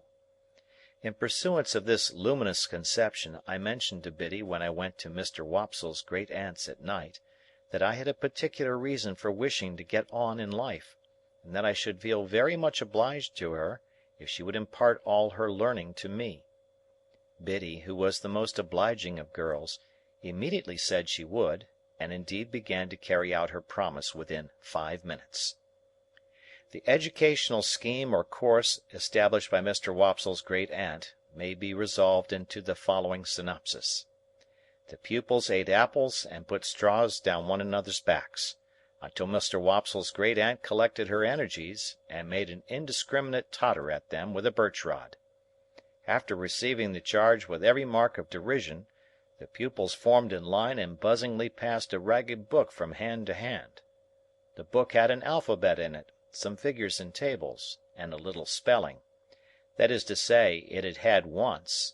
As soon as this volume began to circulate, Mr. Wopsle's great-aunt fell into a state of coma, arising either from sleep or a rheumatic paroxysm. The pupils then entered among themselves upon a competitive examination on the subject of boots, with the view of ascertaining who could tread the hardest upon whose toes.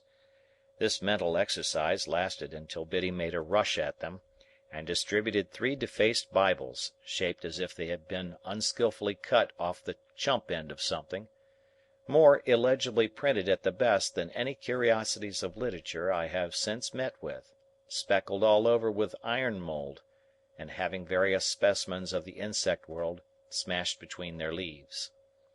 This part of the course was usually lightened by several single combats between Biddy and refractory students. When the fights were over, Biddy gave out the number of a page, and then we all read aloud what we could, or what we couldn't, in a frightful chorus. Biddy leading with a high, shrill, monotonous voice, and none of us having the least notion of, or reverence for, what we were reading about. When this horrible din had lasted a certain time, it mechanically awoke Mr. Wopsle's great-aunt, who staggered at a boy fortuitously and pulled his ears. This was understood to terminate the course for the evening, and we emerged into the air with shrieks of intellectual victory. It is fair to remark that there was no prohibition against any pupil's entertaining himself with the slate or even with the ink, when there was any, but that it was not easy to pursue that branch of study in the winter season, on account of the little general shop in which the classes were holden, and which was also Mr. Wopsle's great-aunt's sitting-room and bedchamber, being but faintly illuminated through the agency of one low-spirited clip-candle and no snuffers. It appeared to me that it would take time to become uncommon under these circumstances. Nevertheless, I resolved to try it, and that very evening Biddy entered on our special agreement by imparting some information from her little catalogue of prices, under the head of moist sugar, and leading me, to copy at home, a large old English D which she had imitated from the heading of some newspaper, and which I supposed, until she told me what it was, to be a design for a buckle. Of course there was a public house in the village, and of course Joe liked sometimes to smoke his pipe there. I had received strict orders from my sister to call for him at the Three Jolly Bargemen that evening, on my way from school, and bring him home at my peril. To the Three Jolly Bargemen, therefore, I directed my steps. There was a bar at the Jolly Bargemen with some alarmingly long chalk scores in it on the wall at the side of the door, which seemed to me to be never paid off. They had been there ever since I could remember, and had grown more than I had. But there was a quantity of chalk about our country, and perhaps the people neglected no opportunity of turning it to account. It being Saturday night, I found the landlord looking rather grimly at these records, but as my business was with Joe and not with him, I merely wished him good evening, and passed into the common room at the end of the passage, where there was a bright large kitchen fire, and where Joe was smoking his pipe in company with Mr. Wopsle and a stranger. Joe greeted me as usual with "Halloa, Pip, old chap!" and the moment he said that, the stranger turned his head and looked at me. He was a secret-looking man whom I have never seen before. His head was all on one side, and one of his eyes was half shut up, as if he were taking aim at something with an invisible gun. He had a pipe in his mouth, and he took it out, and, after slowly blowing all his smoke away and looking hard at me all the time, nodded. So I nodded, and then he nodded again, and made room on the settle beside him that I might sit down there. But as I was used to sit beside Joe whenever I entered that place of resort, I said, "No, thank you, sir," and fell into the space Joe made for me on the opposite settle. The strange man, after glancing at Joe and seeing that his attention was otherwise engaged, nodded to me again when I had taken my seat, and then rubbed his leg, in a very odd way as it struck me. "You was saying," said the strange man, turning to Joe, "that you was a blacksmith." "Yes, I said it, you know," said Joe. "What'll you drink, Mr.—? You didn't mention your name, by the by." Joe mentioned it now, and the strange man called him by it. "What'll you drink, Mr. Gargery, at my expense, to top up with?" "Well," said Joe, "to tell you the truth, I ain't much in the habit of drinking at anybody's expense but my own." "Habit? No," returned the stranger. "But once in a way, and on a Saturday night too. Come, put a name to it, Mr. Gargery." "I wouldn't wish to be stiff company," said Joe. "Rum." "Rum," repeated the stranger. "And will the other gentleman originate a sentiment?" Rum, said Mr. Wopsle. "Three rums," cried the stranger, calling to the landlord. "Glasses round." "This other gentleman," observed Joe by way of introducing Mr. Wopsle, "is a gentleman that you would like to hear give it out. Our clerk at church." "Aha!" said the stranger quickly, and cocking his eye at me.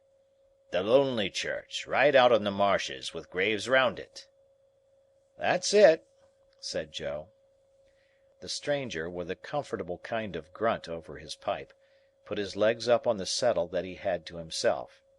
He wore a flapping, broad-brimmed traveller's hat, and under it a handkerchief tied over his head in the manner of a cap, so that he showed no hair. As he looked at the fire, I thought I saw a cunning expression, followed by a half laugh, come into his face. "I am not acquainted with this country, gentlemen, but it seems a solitary country, towards the river." "Most marshes is solitary," said Joe. "No doubt, no doubt. Do you find any gypsies now, or tramps, or vagrants of any sort, out there?" "No," said Joe. "None but a runaway convict now and then, and we don't find them easy. Eh, Mr. Wopsle?" Mr. Wopsle, with a majestic remembrance of old discomfiture, assented, but not warmly. "Seems you have been out after such?" asked the stranger. "Once," returned Joe. "Not that we wanted to take them, you understand. We went out as lookers on, me and Mr. Wopsle and Pip. Didn't us, Pip?" Yes, Joe. The stranger looked at me again, still cocking his eye as if he were expressly taking aim at me with his invisible gun, and said, "He's a likely young parcel of bones, that. What is it you call him?" "Pip," said Joe. "Christened Pip?" "No, not christened Pip." "Surname Pip?" "No," said Joe. "It's a kind of family name that he gave himself when an infant, and is called by." "Son of yours?" "Well," said Joe, meditatively, not of course that it could be in anywise necessary to consider about it, but because it was the way at the Jolly Bargemen to seem to consider deeply about everything that was discussed over pipes. "Well, no. No, he ain't." "Nevy?" said the strange man. "Well," said Joe, with the same appearance of profound cogitation, "he is not—no, not to deceive you, he is not my nevy." "What the blue blazes is he?" asked the stranger, which appeared to me to be an inquiry of unnecessary strength. Mr. Wopsle struck in upon that, as one who knew all about relationships, having professional occasion to bear in mind what female relations a man might not marry, and expounded the ties between me and Joe. Having his hand in, Mr. Wopsle finished off with a most terrifically snarling passage from Richard III, and seemed to think he had done quite enough to account for it when he added, "as the poet says." And here I may remark that when Mr. Wopsle referred to me, he considered it a necessary part of such reference to rumple my hair and poke it into my eyes. I cannot conceive why everybody of his standing who visited at our house should always have put me through the same inflammatory process under similar circumstances. Yet I do not call to mind that I was ever in my earlier youth the subject of remark in our social family circle, but some large-handed person took some such ophthalmic steps to patronize me. All this while the strange man looked at nobody but me, and looked at me as if he were determined to have a shot at me at last, and bring me down. But he said nothing after offering his blue blazes observation, until the glasses of rum and water were brought, and then he made his shot, and a most extraordinary shot it was. It was not a verbal remark, but a proceeding in dumb show, and was pointedly addressed to me. He stirred his rum and water pointedly at me, and he tasted his rum and water pointedly at me. And he stirred it, and he tasted it, not with a spoon that was brought to him, but with a file. He did this so that nobody but I saw the file, and when he had done it he wiped the file and put it in a breast pocket. I knew it to be Joe's file, and I knew that he knew my convict the moment I saw the instrument. I sat gazing at him, spellbound, but he now reclined on his settle, taking very little notice of me, and talking principally about turnips. There was a delicious sense of cleaning up and making a quiet pause before going on in life afresh, in our village on Saturday nights, which stimulated Joe to dare to stay out half an hour longer on Saturdays than at other times. The half hour and the rum and water running out together, Joe got up to go, and took me by the hand. "Stop half a moment, Mr. Gargery," said the strange man. "I think I've got a bright new shilling somewhere in my pocket, and if I have, the boy shall have it." He looked it out from a handful of small change, folded it in some crumpled paper, and gave it to me. "Yours," said he. "Mind, your own." I thanked him, staring at him far beyond the bounds of good manners, and holding tight to Joe. He gave Joe good night, and he gave Mr. Wopsle good night, who went out with us, and he gave me only a look with his aiming eye. No, not a look, for he shut it up, but wonders may be done with an eye by hiding it. On the way home, if I had been in a humour for talking, The talk must have been all on my side, for Mr. Wopsle parted from us at the door of the Jolly Bargemen, and Joe went all the way home with his mouth wide open, to rinse the rum out with as much air as possible. But I was in a manner stupefied by this turning up of my old misdeed and old acquaintance, and could think of nothing else. My sister was not in a very bad temper when we presented ourselves in the kitchen, and Joe was encouraged by that unusual circumstance to tell her about the bright shilling. "A bad 'un, I'll be bound," said Mrs. Joe triumphantly, "or he wouldn't have given it to the boy. Let's look at it." I took it out of the paper, and it proved to be a good one. "But what's this?" said Mrs. Joe, throwing down the shilling and catching up the paper. "2 £1 notes!" Nothing less than 2 fat, sweltering £1 notes that seemed to have been on terms of the warmest intimacy with all the cattle markets in the county. Joe caught up his hat again, and ran with them to the Jolly Bargemen to restore them to their owner. While he was gone, I sat down on my usual stool and looked vacantly at my sister, feeling pretty sure that the man would not be there. Presently Joe came back, saying that the man was gone, but that he, Joe, had left word at the 3 Jolly Bargemen concerning the notes. Then my sister sealed them up in a piece of paper, and put them under some dried rose leaves in an ornamental teapot, on the top of a press in the state parlour. There they remained, a nightmare to me, many and many a night and day. I had sadly broken sleep when I got to bed, through thinking of the strange man taking aim at me with his invisible gun, and of the guiltily coarse and common thing it was to be on secret terms of conspiracy with convicts, a feature in my low career that I had previously forgotten. I was haunted by the file too. A dread possessed me that when I least expected it, the file would reappear. I coaxed myself to sleep by thinking of Miss Havisham's next Wednesday, and in my sleep I saw the file coming at me out of a door, without seeing who held it, and I screamed myself awake. End of chapter.